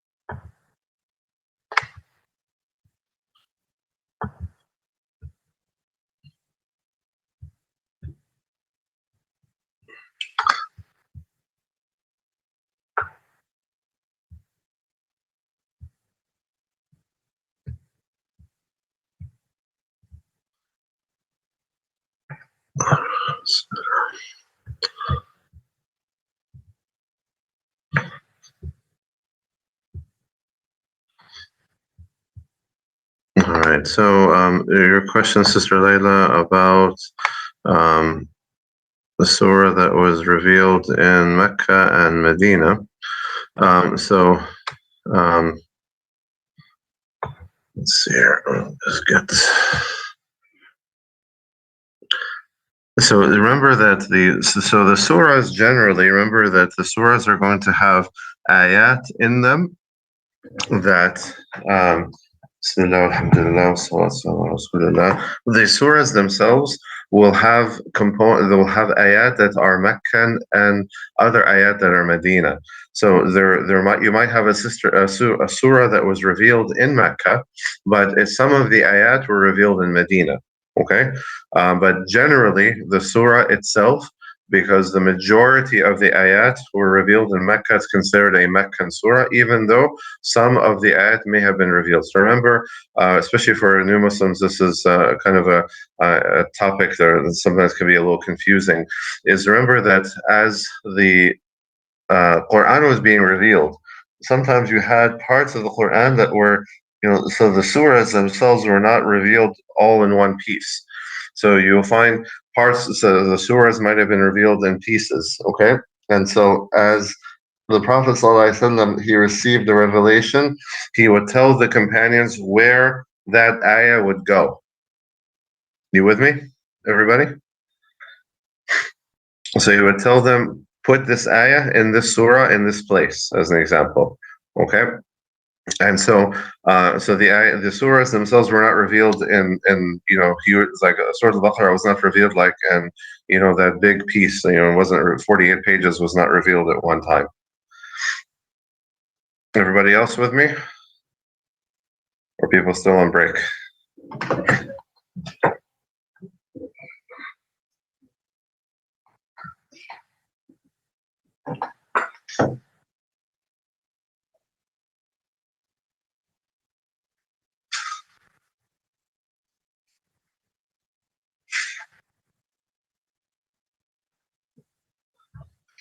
All right, so everyone's back. All right, so as long as that makes sense, Sister Layla, you can let me know if that answer helps the person who asked the question.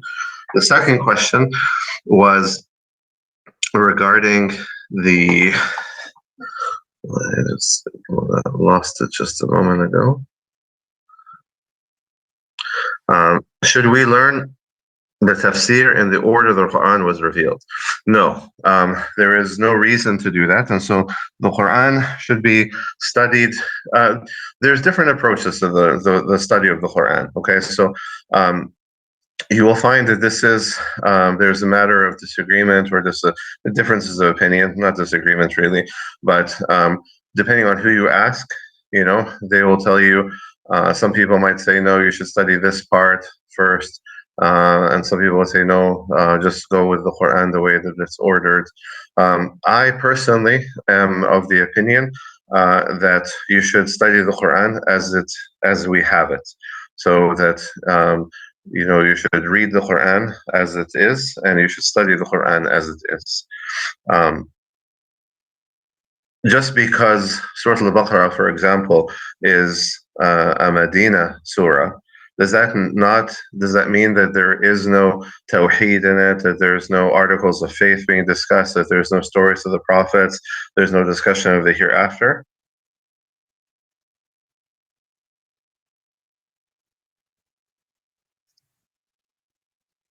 Absolutely not, right? All of these things are found in Surah Al-Baqarah. Remember, Surah Al-Baqarah has everything in it, subhanAllah.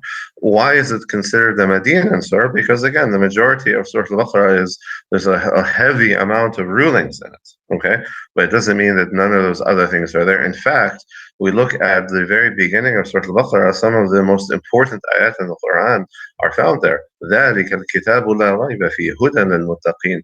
This is the book. And so it establishes for the reader, for the Muslim, that this is not like any other book. Don't treat this book like the Bible. Don't treat it like like a novel that you pull off of the shelf. This isn't literature. This isn't poetry. Okay? This is the book. If every other book disappeared, this is the one that would suffice. This is the book. And it is a guidance for those who believe, those who have taqwa specifically. Okay? It is a guidance for those that have taqwa. You approach the Quran seeking guidance, seeking to implement the guidance that's found in there, it will be a guidance for you. You approach the Quran like literature, you approach it like a book of poetry, it's not going to be guidance for you. So the Quran has significant. So I personally am of the opinion to go through the Quran as it is. Allahu A'lam, and Allah knows best. Would it be wrong for somebody, for example, to start studying the Quran by going through Juz Amma, the last part of the Quran? No, it's all guidance from Allah Azza wa Jalla. Okay, but where do I tell you to kind of focus? I tell you, like, focus, when you're giving da'wah and things like that, focus on those parts of the Quran that talk about those things. So don't jump into somebody's learning about Islam, you jump into rulings. No, we don't do that. Okay? And so I hope that answers that question. And then the last question about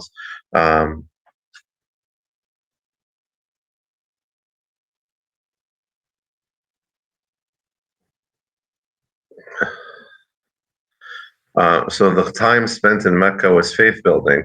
Yes. So the focus in Mecca was building the faith,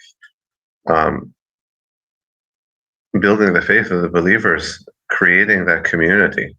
It wasn't about strict rules, and like, it was about building the hearts.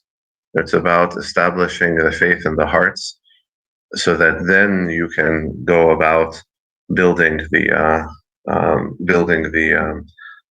the outside structure. And this is what's important. And as we look at Islam, that when Jibreel came to teach the Prophet ﷺ and the Muslims Islam, he said, tell me about first Islam. Okay.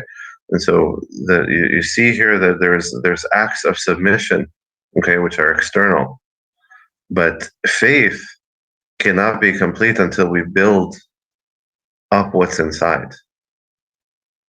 And when we build up what's inside, it automatically makes everything on the outside better. And so that's why it's so important that, when you're working with new Muslims, or you're working with your children, or you're working with people in your family who recently accepted Islam, that you work hard with them on building up their faith, on strengthening them on the inside, so that they can flourish from the outside. Any other questions before we start Hadith?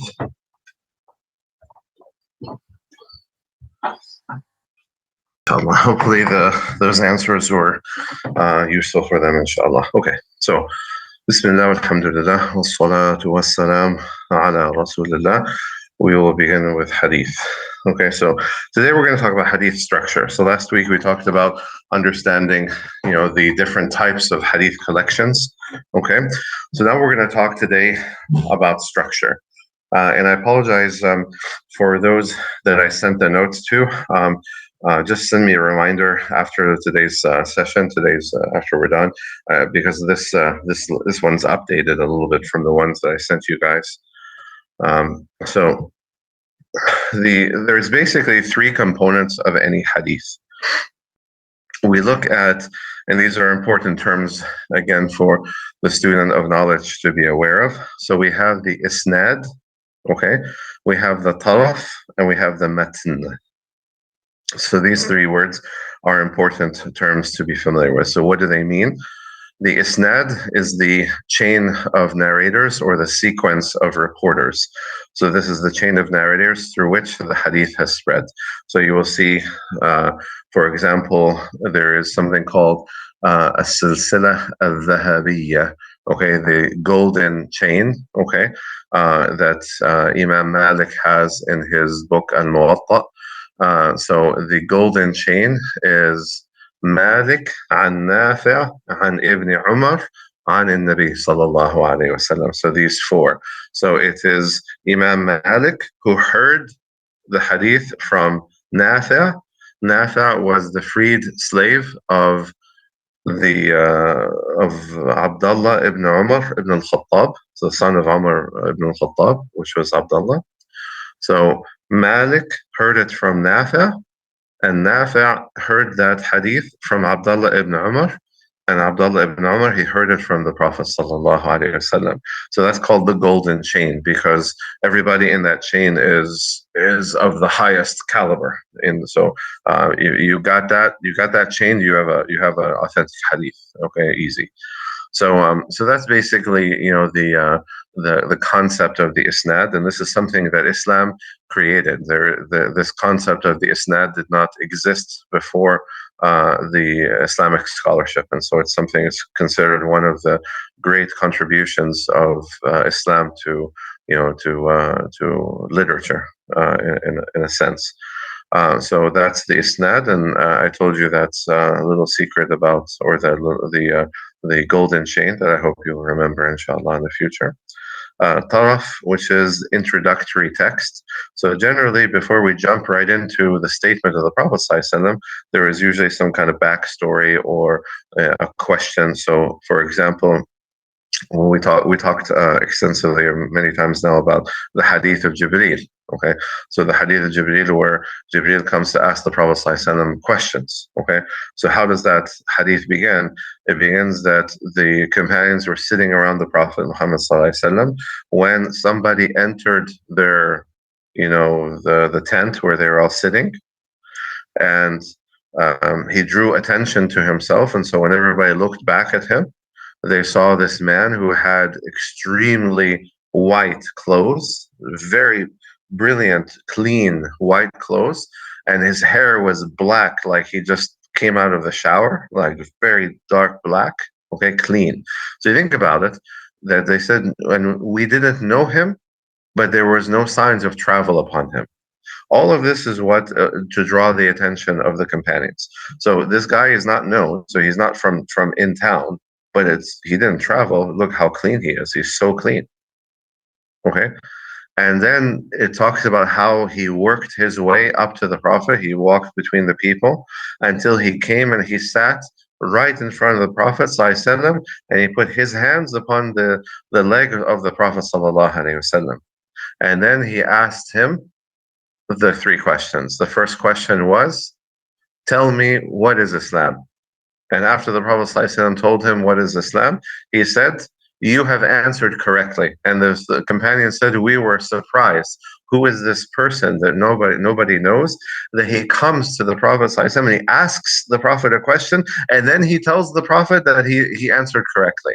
So all of this was to get the attention. So this is taraf. All this, what I'm talking about right now is taraf, which is the introductory text. Okay, so this is the beginning of the text, which refers to the to what comes later. Okay, the actions or the characteristics of the Prophet. Um, and then matan is the content. Okay, this is the text of the hadith or the actual speech of the Prophet ﷺ.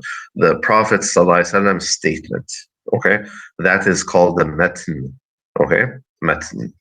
And so these are the three components. And so anytime you're listening to a scholar talk about hadith and explain hadith, these components will be mentioned. Okay, questions on that?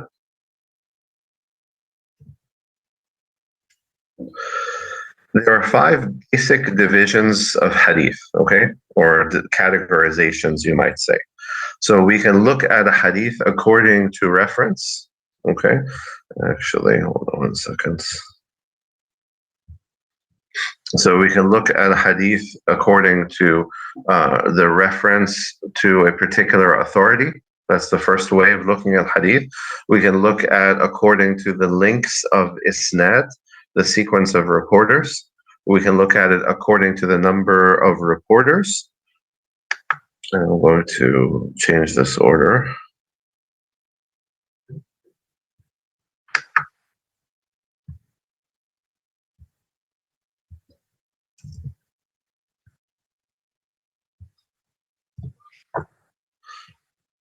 Because we're going to look at it in this order. So according to number of reporters, according to the links of the isnad, the sequence of reporters. Number 4, according to the nature of the matan, the content of the hadith and its chain. Or lastly, according to authenticity of correspondence, okay? Corresponding hadith. So this is the difference, the divisions that we're going to look at. So again, this is essentially how we're going to study the hadith. So just like we've been talking about, just a categorization that helps us to learn, that helps us to understand. Farzana, your question, so anything the narrator says about hadith or feels about what was said is taraf, yes. Okay, so the taraf is generally the narrator's statements or providing kind of the backstory. So these are the basic divisions of the hadith, and so we're going to look at them individually, but not all of them today. Today we're going to mainly look at 1 and 2. Okay, we're going to look at the reference to a particular authority and the number of reporters. So when we look at according to hadith, according to reference to a particular authority, we get these 4 different types of hadith. Okay, that you should be familiar with. These are important terms that you will hear a lot if you are studying hadith. The first is Hadith Qudsi, which all of you have heard. Hadith Qudsi means divine. Okay, it is a divine hadith. And so these are narrations or hadith in which Allah's speech is reported. Allah speaks in this hadith. Okay? So this is a revelation directly from Allah to the Prophet. So the Prophet generally is narrating the speech of Allah, okay, to his companions. Right? So what's the difference between Hadith Qudsi and Quran then? Because the Quran is the same. This is a revelation from Allah to the Prophet ﷺ. This is Allah's speech. So the Hadith Qudsi is Allah's speech, and the Quran is Allah's speech. So what is the difference? No, in the Hadith Qudsi, it's not the Prophet's words. It is Allah's speech. It is Allah's words. قال الله تعالى. Allah has said. And so it's not, the Prophet ﷺ is not paraphrasing it. It is Allah's speech. And that's why typically you find that the Hadith Qudsi occupies a special place between Quran and Hadith. Some people, they categorize it as being something between Quran and No, not the meaning. So this is Allah's speech as He said it.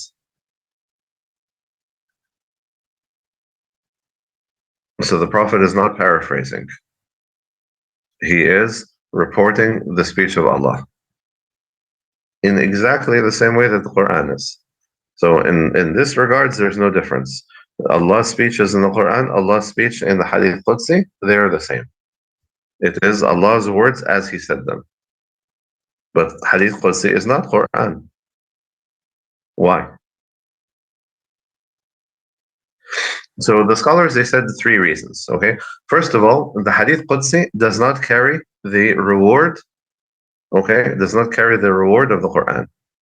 Okay, so the Quran, when you read every letter, you will get 10 hasanat. You'll get 10 rewards for the recitation of every letter. So Alif Lam Mim is not one letter; it is 3 letters. Okay, so for every letter of the Quran, you get hasanat. You get 10 rewards. All right. Secondly, the Quran can be recited in the prayer. Okay, the Quran, we recite it in the prayer. But Hadith Qudsi cannot be recited in the prayer. All right. And number 3, okay, which we're going to come to in a moment. I will explain this word to you soon. The Quran is mutawatir. It has been narrated from multiple, chains. Okay, that it's so many narrations, so many reports that are all in agreement that they cannot be wrong. Okay, so the Quran has been narrated. So the Quran, all of it is sahih. Okay, there is no part of the Quran except that it is authentic. There is no such thing as an ayah which is weak or an ayah which has weakness. That doesn't exist. So the Quran, all of it is authentic. Whereas the Hadith Qudsi, there is some hadith, just because it is a hadith, it can be an authentic hadith, it can be a good hadith, it can have a weakness to it, it can be a fabrication, all of those things. Okay? So those are the 3 differences, the major differences between Quran and Hadith Qudsi. So again, number 1, it doesn't carry the reward and the blessing of reading Quran. Number 2, it cannot be recited in the prayer. Number 3, okay, it doesn't have the level of authenticity that the Quran has. Okay, meaning that the Hadith Qudsi, they come in various degrees of authenticity. Any questions on that?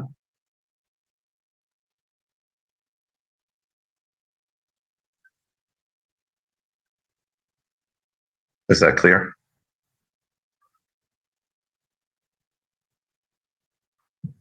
So, I hope everybody's clear on this, inshallah. If you guys aren't, let me know. Tamam.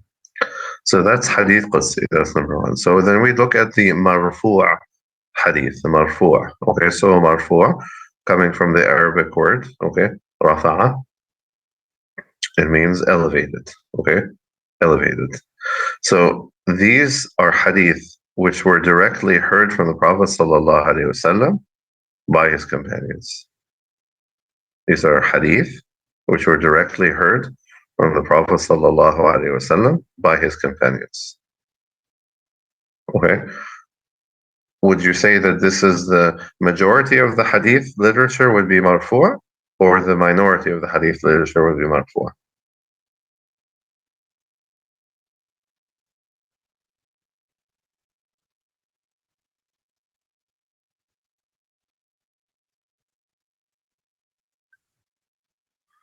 So what would be the majority then, if this is the minority? So marfu' is the statement of a prophet. The Prophet ﷺ was heard and reported by his companions.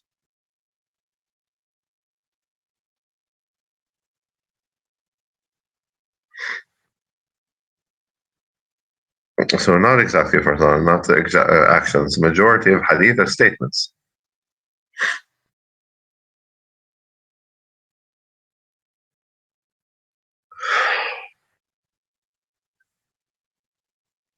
Even when there's actions of the Prophet ﷺ, it's often accompanied by statements. And so we look at, for example, صلوا كما رأيتموني أصلي, that pray as you have seen me pray. And so the Prophet ﷺ is directing us to his actions, but there is a statement as well. So if the marfu' is a minority, okay, what would be the majority?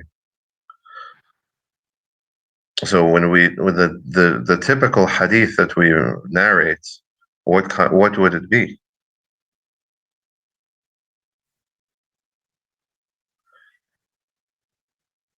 So in the hadith, for example, we say Abu Sa'id al-Khudri, he heard from the Prophet sallallahu alaihi wasallam that whoever among you sees an evil, he should try to change it by his hand. Okay, so this is what category?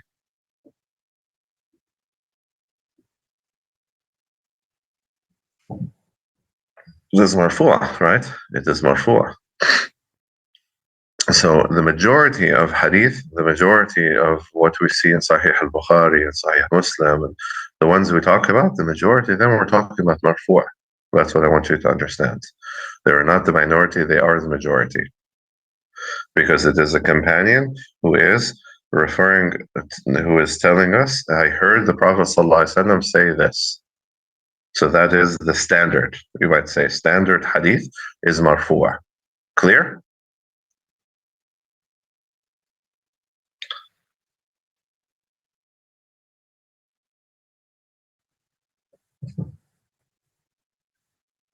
Alhamdulillah. Zahira? Alhamdulillah, good to know. Yusuf, you're with us?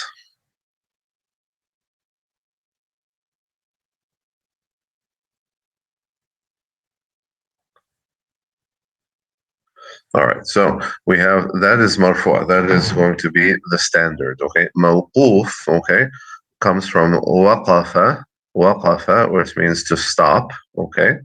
So it is stopped, okay? Mawquf hadith is stopped. It is a kind of command which was directly given by the Prophet ﷺ to his companions who forwarded it, okay?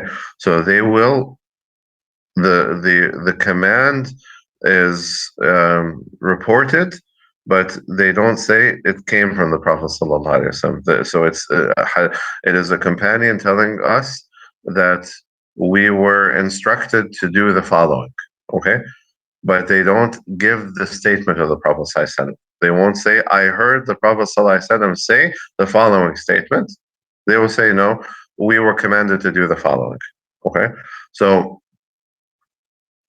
you will find that this is a minority, okay, of the hadith minority, okay, because it has that ambiguity to it, and so it'll be a minority. Maqtu'a, okay, qata'a, from to be cut off or to be severed. Okay, it is a form of instruction which cannot be traced back to the Prophet ﷺ, but it is traced back to one of his companions who explained it in their own words. So this is essentially a companion explaining an instruction of the Prophet ﷺ, but in their own words. Okay, so it means maqtu'a. So it cannot go back to the Prophet. The link between the companion and the Prophet ﷺ is cut.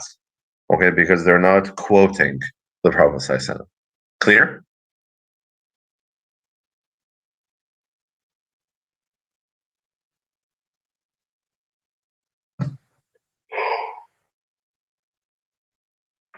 I know these terminologies can be. So mawquf is a command which doesn't come with the specific statement or like quote.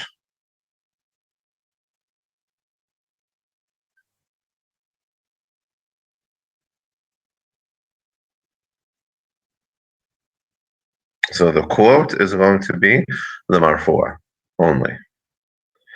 I heard the Prophet ﷺ say the following. So the last one, maqtu'a, okay, it is essentially paraphrasing the statement of the Prophet ﷺ, paraphrasing it, okay. But they never said, I heard from the Prophet ﷺ this. If he said, I heard, and then he paraphrases it, it's going to be which kind?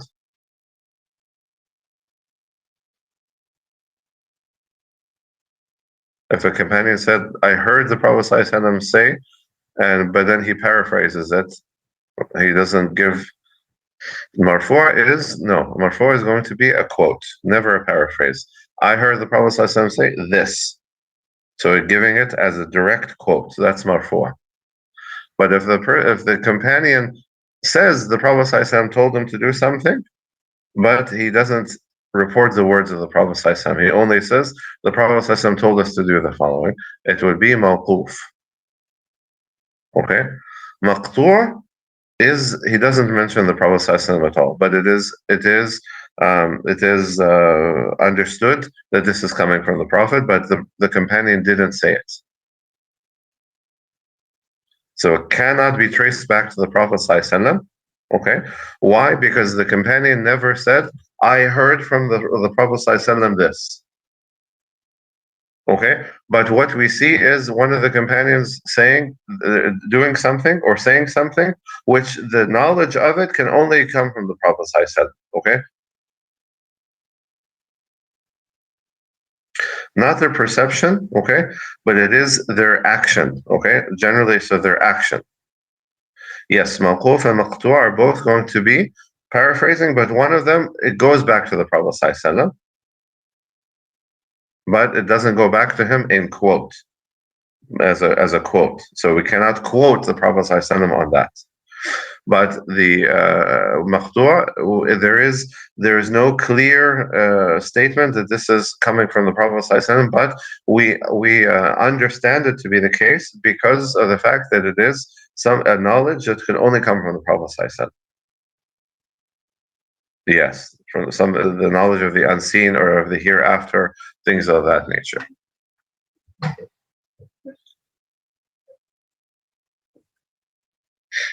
So, if a companion was to say, for example, that anybody who does this, then he will be punished in the hereafter. A companion is not going to say that on his own, right? Where would he get that information? Yes, the hero will give examples, inshallah.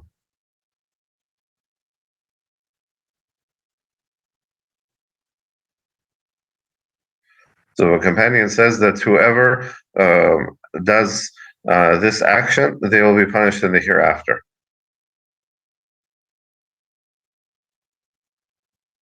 He has to have gotten it from the Prophet ﷺ. A companion cannot make up a statement like this. It must be coming from the Prophet ﷺ.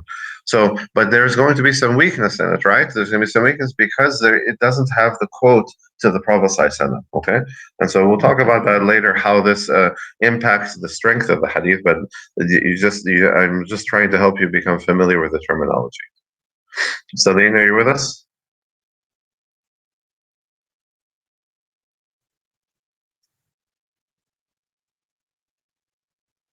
Tinda, I also want to make sure you understand. Is it clear?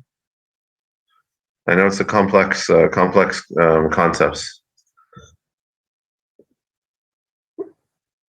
Good, Hannah. I thought you were. I didn't want to ask you in case you were working, Hannah, but I'm glad you're back.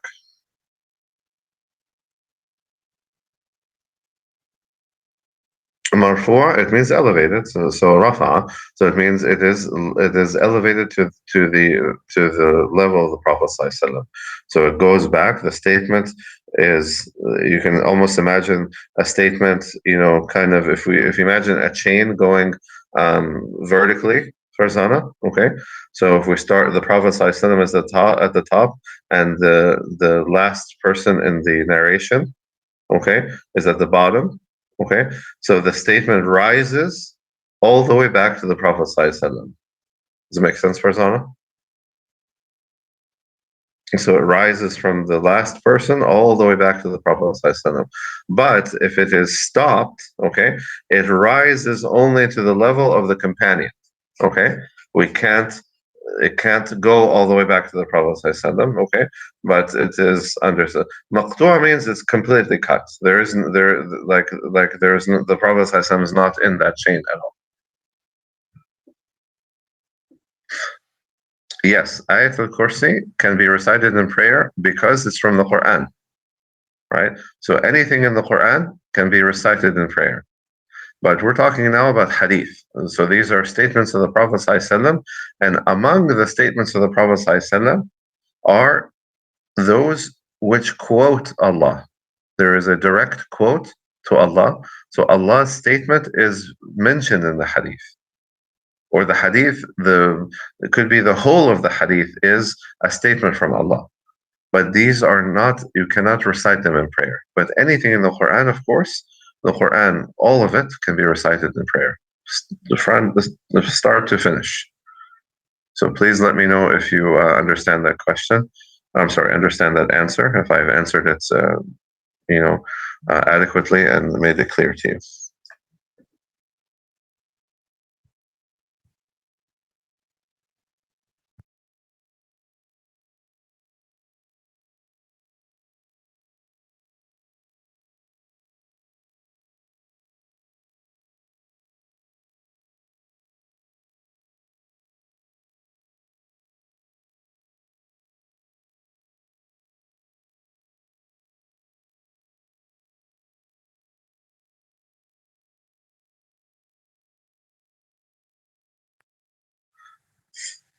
All right, so hopefully that's all clear for you guys. Okay, tamam, alhamdulillah, good. All right. So now we're going to go to the second category. Okay, so back to this, right? So we talked about reference to a particular authority. Now we're going to look at reference to number of reporters. Okay.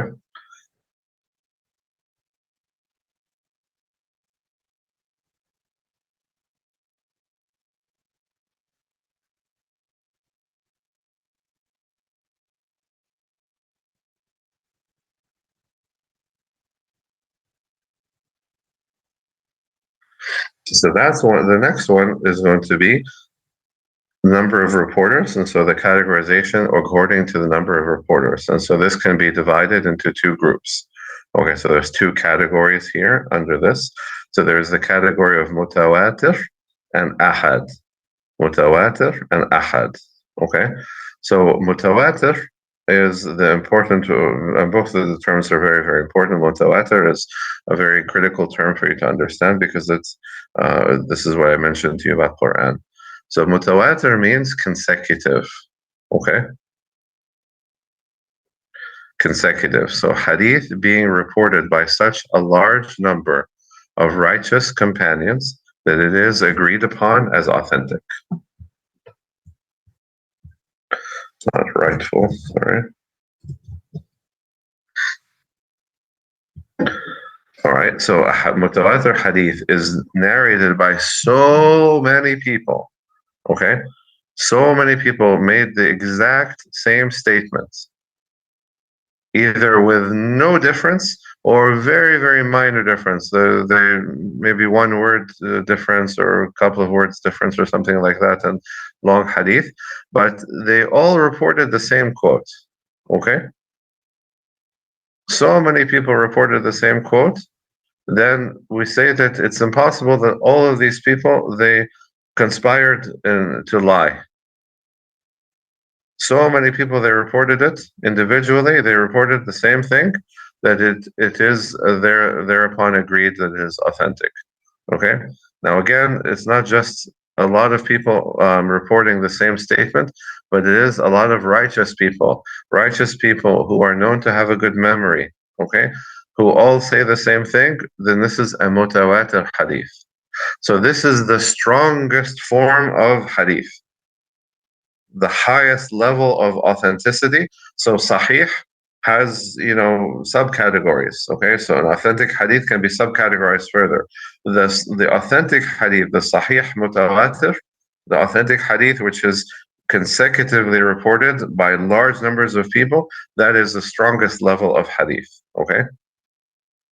The Quran is considered mutawatir, even though we're not talking about hadith now, we're talking about Quran, but the Quran itself is mutawatir. So many people, okay, righteous people, they all were in agreement upon the text of the Quran, that it is inconceivable that can be a lie. So this is mutawatir, okay? Ahad means isolated, okay?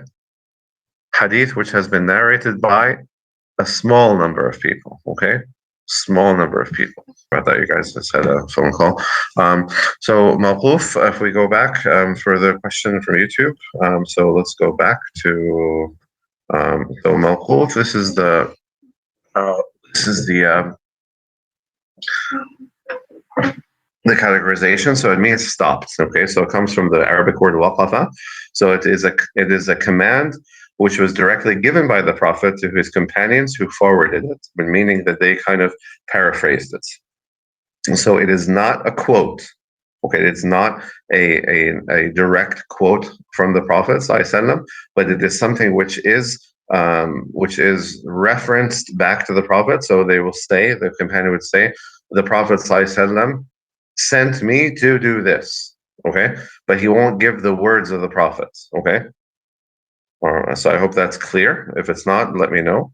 I'll try to explain it further. But it is something which definitely goes back to the Prophet, but doesn't go back to the Prophet ﷺ as a quote.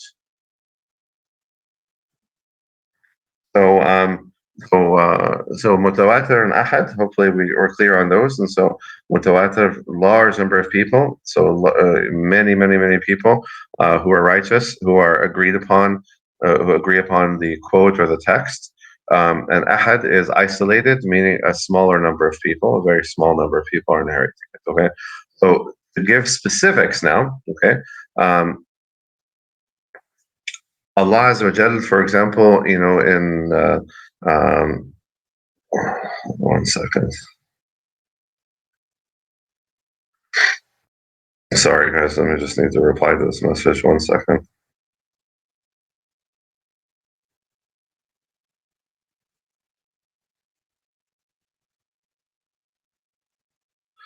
I have a patient who has some concerns, so forgive me for that.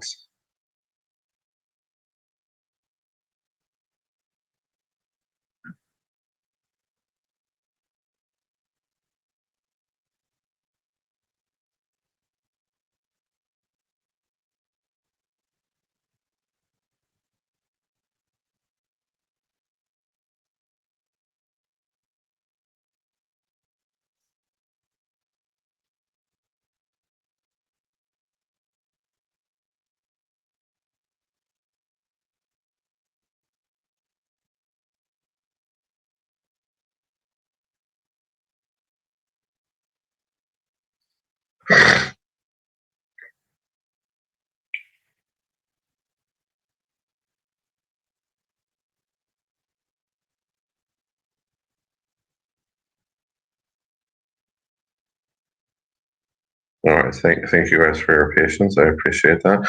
So the word tawatur, it comes in the Quran, where Allah Azza wa Jalla, He says in Surah Al-Mu'minun, Surah 21, Ayah 44, ثُمَّ أَرْسَلْنَا رُسُلَنَا تَتْرَى.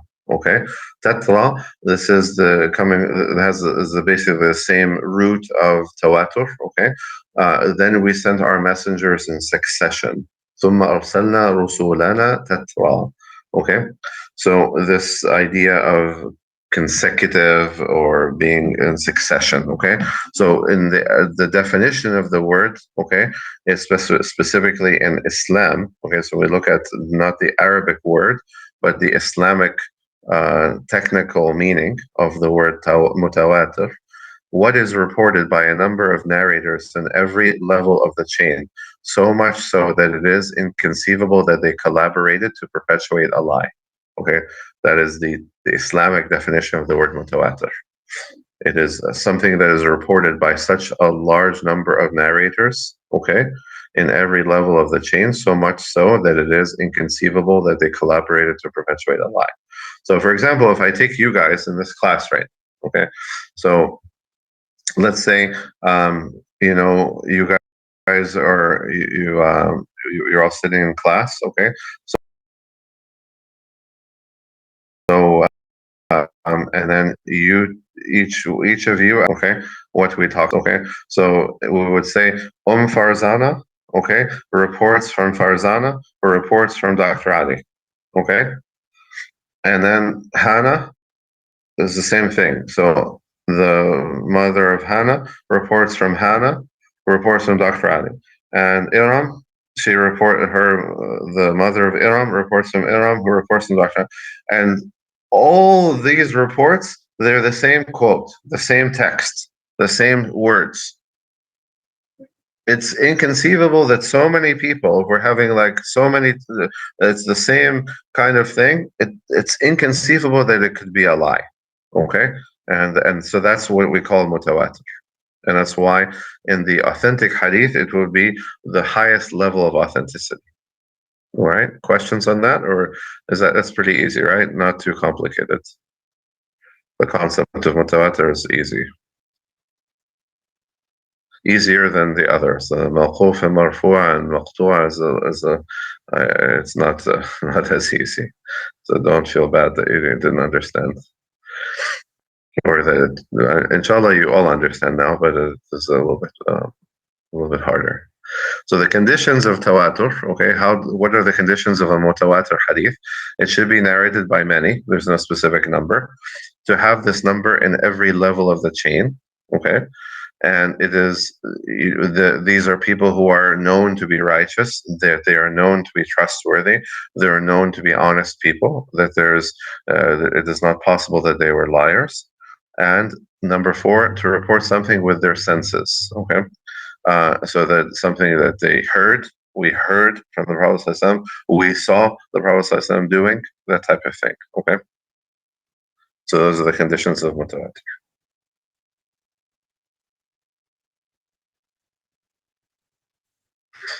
The types of mutawatir, there's more than one type, okay? So there's mutawatir in wording, okay?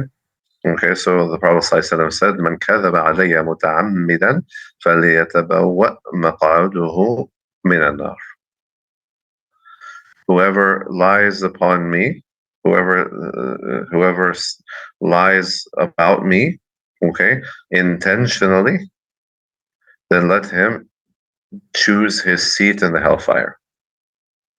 Whoever lies about me intentionally, then let him choose his seat in the hellfire. So that is why this hadith, as an example, is mutawatir. Many people, there's a large number of companions, they reported this hadith. And the meaning of it as well is important, because this is why some companions, they didn't take the risk. They said, I don't trust my memory, and I don't want to lie about the Prophet ﷺ, so better I be quiet rather than say something that I'm not sure about. And so there's also mutawatir in meaning. Okay, so the concept of wiping over the socks in wudu. Okay, this is mutawatir. It's been narrated by huge numbers of companions.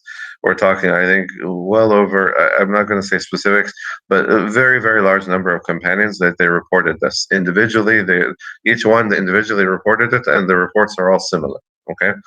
The reports of the intercession on the Day of Judgment, the report of the second coming of Isa alayhi salam, regarding lifting the hands for dua. All of these things are reported by huge numbers of companions. So again, we would not. So this is mutawatir in regards to meaning, and others in regard to wording. Okay. So the hadith about Isa alayhi salam, the second coming of Jesus, for example, the wording may be different. Okay, but they all agree on concepts. All right, that he's coming.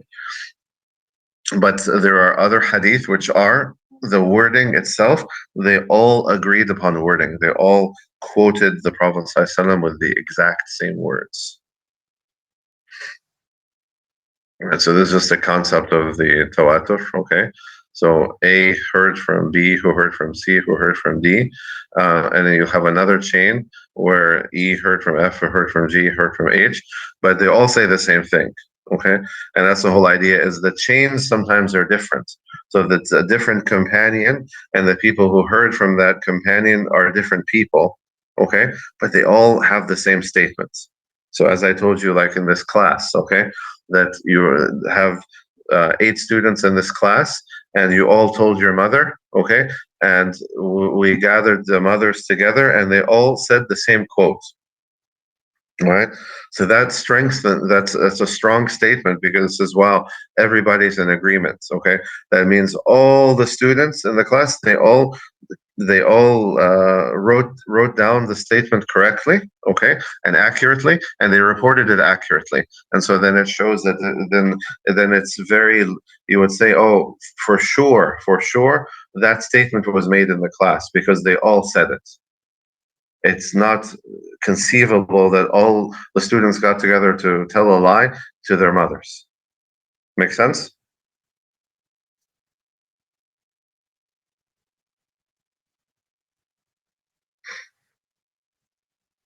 Tunda, Iram, Hannah, Selena, Layla, let me know if there's anything going on with your streams. Hopefully, inshallah, it's clear to them as well. All right, so now we're going to go to the second category. Okay, so remember, let's go back really quick. Okay, we're talking about we're talking about hadith categorized according to the number of reporters. So mutawatir is many, ahad is isolated, small number of people. Okay, so if we look at ahad, so linguistically, it means solitary. Linguistically, it doesn't mean that technically. So ahad hadith does not mean it was mentioned only by one person. No, it means that mentioned by a small number of people. It could only be two, maybe three, something like that. It does not fulfill the conditions of mutawatir, so it would not fulfill these conditions here. It would not be narrated by many, okay, and usually it's so it wouldn't necessarily have to have something to do with the senses either, okay. So there are three subtypes of ahad hadith. We have mashhur, aziz, and gharib. Okay, so mashhur means linguistically, it means famous. Okay, so someone who is mashhur is a famous person. Okay, a hadith which is related by more than two individuals from each generation. Okay, so that means we have two companions at minimum, as well as two tabi'een. Okay, the students of the companions, which are called the successors. Okay, as well as two people from atba' at-tabi'een, the successors of the successors. Okay, or the students of the companions. So that would be mashhur. So you see here, it sounds strange, right? Because we're just saying, oh, it has to be at least two people. You wouldn't think two would be famous, right? But we're talking about, again, the categories of ahad hadith. Okay, these hadith by themselves are limited, and they're limited narration. Aziz means rare yet strong. A hadith having only two reporters in its isnad. Okay, only two reporters in its isnad. Okay, so there's only two people in the chain going and going back to the Prophet ﷺ. So it is a successor hearing from a companion, and that's it. Okay.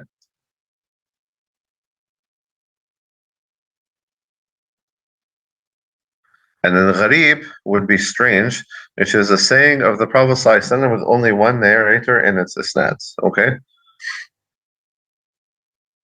one narrator, and so when we're saying that two reporters, we're talking about two companions essentially. Okay, so it could be the chain itself could have 8, 9, 10 people. Okay, but the chain ends only in two companions. So I'm going to say that again because to make sure you guys understand that. Okay, mashhur is going to be more than two. Aziz is going to be two. Gharib is going to be one. What we're talking about here when we say more than two or one, we're talking about what? We're talking about the companion who heard it from the Prophet ﷺ. Okay, so the chain can be as many people as necessary, but what we're talking about here when we're categorizing this, we're talking about how many companions reported the hadith.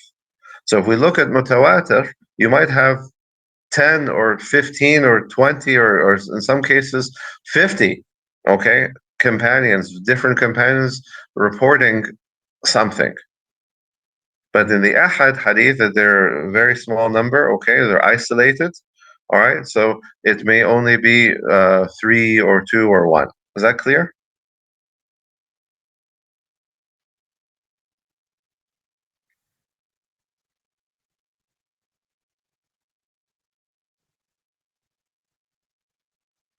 If you need to hear it again, it's okay.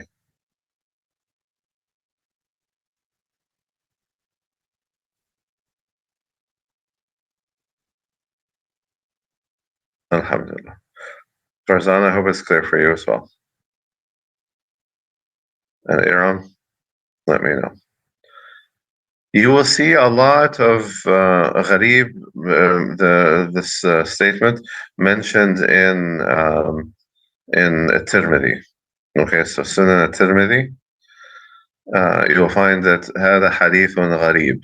Okay, you'll find Tirmidhi, the collector of the hadith, that he mentions a lot of there are a number of ahad hadith in his collection, which are gharib, meaning that it's only one narrator.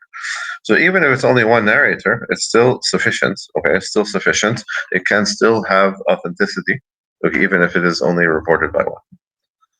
That does not affect the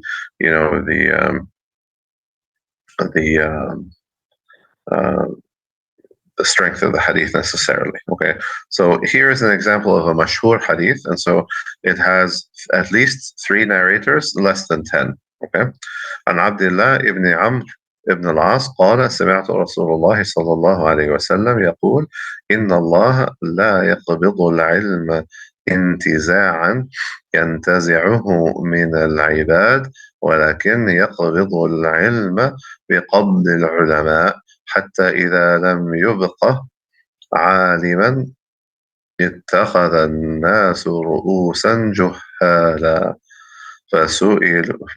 فسئلوا فأفتوا بغير علم فضلوا وأضلوا. Okay, so in this hadith, okay, it is an authentic hadith, but it is mashhur in its categorization. So it is an ahad type of hadith, and the subcategory of ahad is mashhur, okay, because it has at least 3 narrators. And so the hadith is narrated from the companion Abdullah ibn Amr ibn al-As, who said, I heard from the Messenger of Allah sallallahu alaihi wasallam his statement that Allah will not remove knowledge from the people by taking it away from his servants, but he removes, or he will take up knowledge back to him by the death of the scholars. Okay, so that means what? That we didn't study, we didn't learn from the scholars, and so they passed away, and that knowledge is now cut off from us. So that is the Allah lifting up that knowledge. Okay, and so when the scholars have passed away, then the only thing that will remain, okay, that the people will take ignorant ignorant leaders to be, to ask them, okay, to try to take knowledge from them. So they will ask them, and these ignorant leaders will give them rulings not based on knowledge. So they will be misled, and they will cause others to be misled. Okay, so this famous hadith, or the well-known hadith, is a ahad mashhur hadith. Okay, hadith which is only 2 narrators. Okay, حدثنا يعقوب ابن إبراهيم قال حدثنا ابن علية عن عبد العزيز ابن صهيب عن أنس عن النبي صلى الله عليه وسلم وحدثنا آدم قال حدثنا شعبة عن قتادة عن أنس قال النبي صلى الله عليه وسلم لا يؤمن أحدكم حتى أكون أحب إليه من والده وولده والناس أجمعين. So in this hadith, we see here that there's 2 chains of narration that are presented here, if you were following. And so both chains, they end in the companion Anas ibn Malik, radiallahu ta'ala anhu, but they go through. So in one chain, it's an Qatada an Anas, and in the other, it is an Abdul Aziz ibn Suhaib an Anas. So there's 2 separate, 2 different successors here, tabi'een, who are both narrating from the same companion. Okay, and so we see the two here. And so he narrates the hadith of the Prophet ﷺ, his statement, none of you truly believes until I am more beloved to him than his parents and his children and all of mankind. Okay, what does that mean? Does that mean that we shouldn't love our kids and we shouldn't love our parents?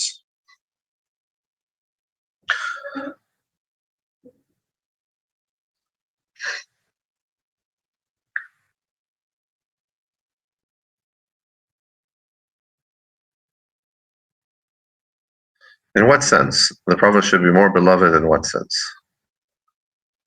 Remember that love is connected to obedience. Okay? Love is connected to obedience. So exactly, in following his sunnah. So we love the Prophet ﷺ more than our family in the obedience. And so if a woman, her husband tells her, I want you to do, if you love me, I wish that you would wear makeup when we go outside so that people will compliment you. She would not obey him because she will say, you are asking me to do something that, or if he's telling her, don't wear your hijab, as a more clear example. You're a beautiful woman. I want people to admire your beauty. She will say, then, even I love you as my husband, but I'm not going to obey because you're asking me to disobey Allah. So we don't obey our family above the in opposition to the Sunnah of the Prophet sallallahu alaihi wasallam. So an example of a hadith غريب. Okay, حدثنا الحميدي عبد الله ابن الزبير قال حدثنا سفيان قال حدثنا يحيى ابن سعيد الأنصاري قال أخبرني محمد بن إبراهيم التيمي أنه سمع علقمة ابن وقاص الليثي يقول سمعت عمر ابن الخطاب رضي الله تعالى عنه على المنبر قال سمعت رسول الله صلى الله عليه وسلم يقول إنما الأعمال بالنيات وإنما لكل امرئ ما نوى فمن كانت هجرته إلى دنيا يصيبها أو إلى امرأة ينكحها فهجرته إلى ما هاجر إليه.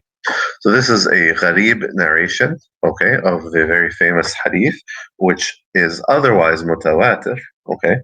So in this case, the tawatur of the hadith, إنما الأعمال بالنيات, that actions are judged according to their intentions, the tawatur of that hadith comes in the quotation, that people all mentioned the same quote, okay?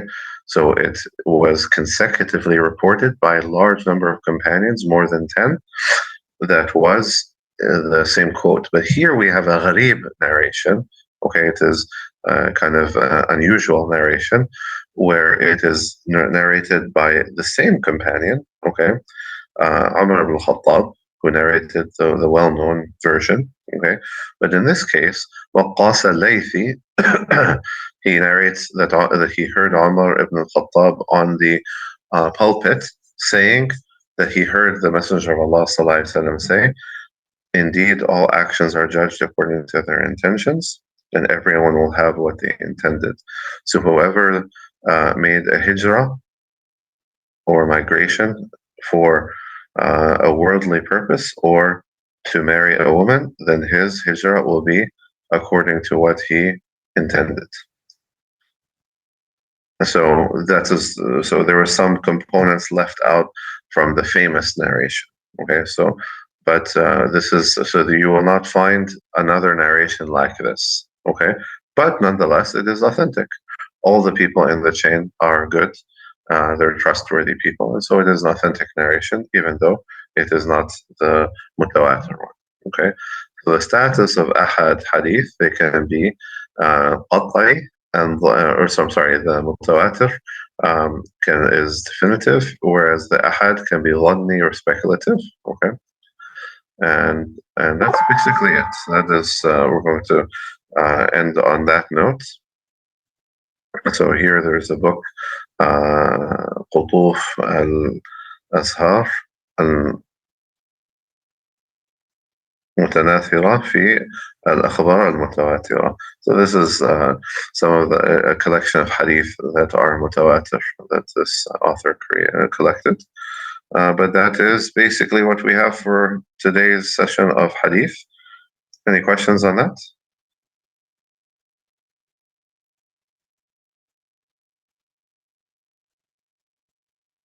I think I tired you guys out. Are you guys too tired? Or should we leave the third session for another day, or do you have enough gas in the tank for the last session?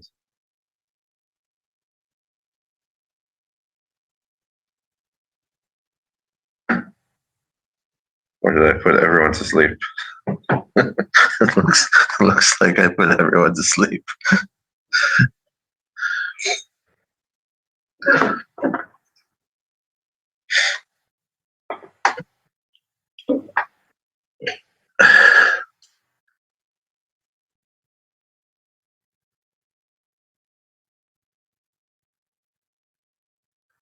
No, the wording is not. So when we look as a hero, we're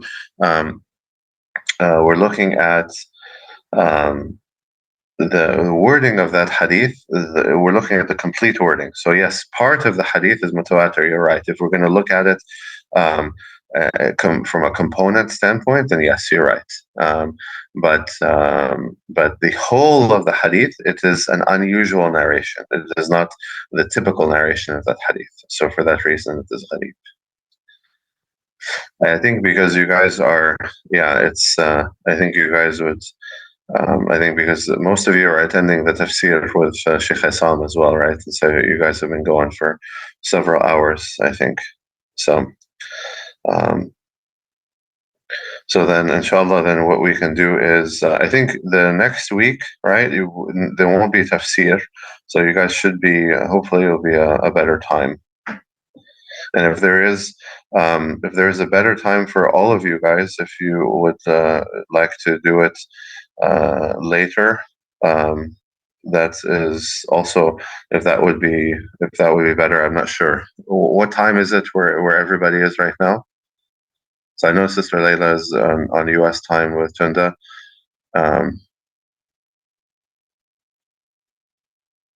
Oh, he's going to continue the tafsir for one more weekend into next Saturday as well. Oh, okay, subhanallah.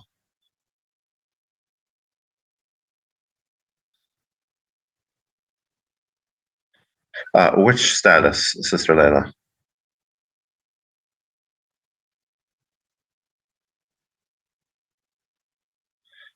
But otherwise, inshallah, I'll make a bigger effort, inshallah. Zahira, thank you for that. That's very kind of you. But since I think everybody seems to me that there is some a general agreement that everyone's tired, I'm happy to continue as well. But I don't want to. I don't want to wear people out. We can always do we can do 2 sessions of usul next week, inshallah. I think the usul is another 30 minutes, and so it's up to you guys. If you want to do the last 30 minutes, we'll do it. But usul is complicated, as you guys remember from last week. It's complicated, so if you guys are tight, that would be, we can do it next week, inshallah. Together, we can do 2 sessions next week. So, so the category, the status of ahad hadith. So the status. So remember that ahad hadith, they can be, mutawatir. Generally, they're going to be highly authentic. Okay, ahad hadith, on the other hand, there can be the authentic as well as the weak.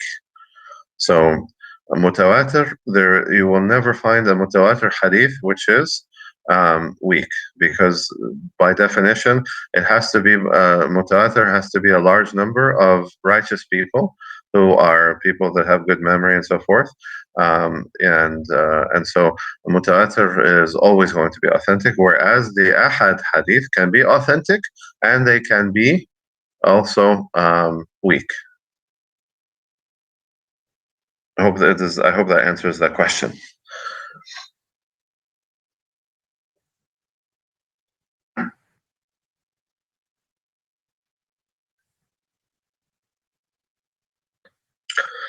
So if we're going to stop here, inshallah, just is the pacing okay? Am I going too slow, or is the pacing okay for you guys? I know that we're dealing with some pretty complicated things, and so I want to make sure again that not only that we're going through it in the right way, but we're going through it in a way that's that you can understand it, and that there's enough examples, and I'm not losing you in the complexities. If there's something that I can do better, please let me know. It is. That's why I'm kind of taking a little bit slow, Zahira, because it is a lot for. I'm happy to speak English. Do the other people speak Chinese or something? But alhamdulillah, if you guys like the pace, alhamdulillah, it's good. But if there's something I can do better, let me know. And okay. I would like to speak. I agree. Sometimes there's too much Arabic, and it can be very confusing, especially in this format, especially with people who are still trying to get a grasp on it. So, alhamdulillah, I'm glad that I'm not overdoing it on the Arabic, so that people can kind of comprehend. All right. Thank you, Selena. All right. Well, if you guys, I'll continue to try to keep the same pace, and so, inshallah, then I'll try really hard to make sure that we condense next week, so that make sure we get our usul al-fiqh together. And if not, it's okay. We can always have a special day, maybe one day to catch up, like a catch-up day or something like that. I don't mind doing that. So. But for now, I'll let you guys go, inshallah. Thanks for your participation and your attention. May Allah Azza wa Jalla bless you, inshallah, and make this easy for you to understand and cause it to be of benefit to you in this life and in the hereafter. Allahumma ameen. Subhanak Allahumma bihamdika ashhadu an la ilaha illa anta astaghfiruka wa atubu ilayk. Jazakum Allah khairan jami'an, inshallah. May Allah reward all of you and bless all of you and increase you in knowledge and increase you in closeness to Him, and cause us all to be the examples, inshallah, for this deen. And so, inshallah, we'll see you guys next Saturday.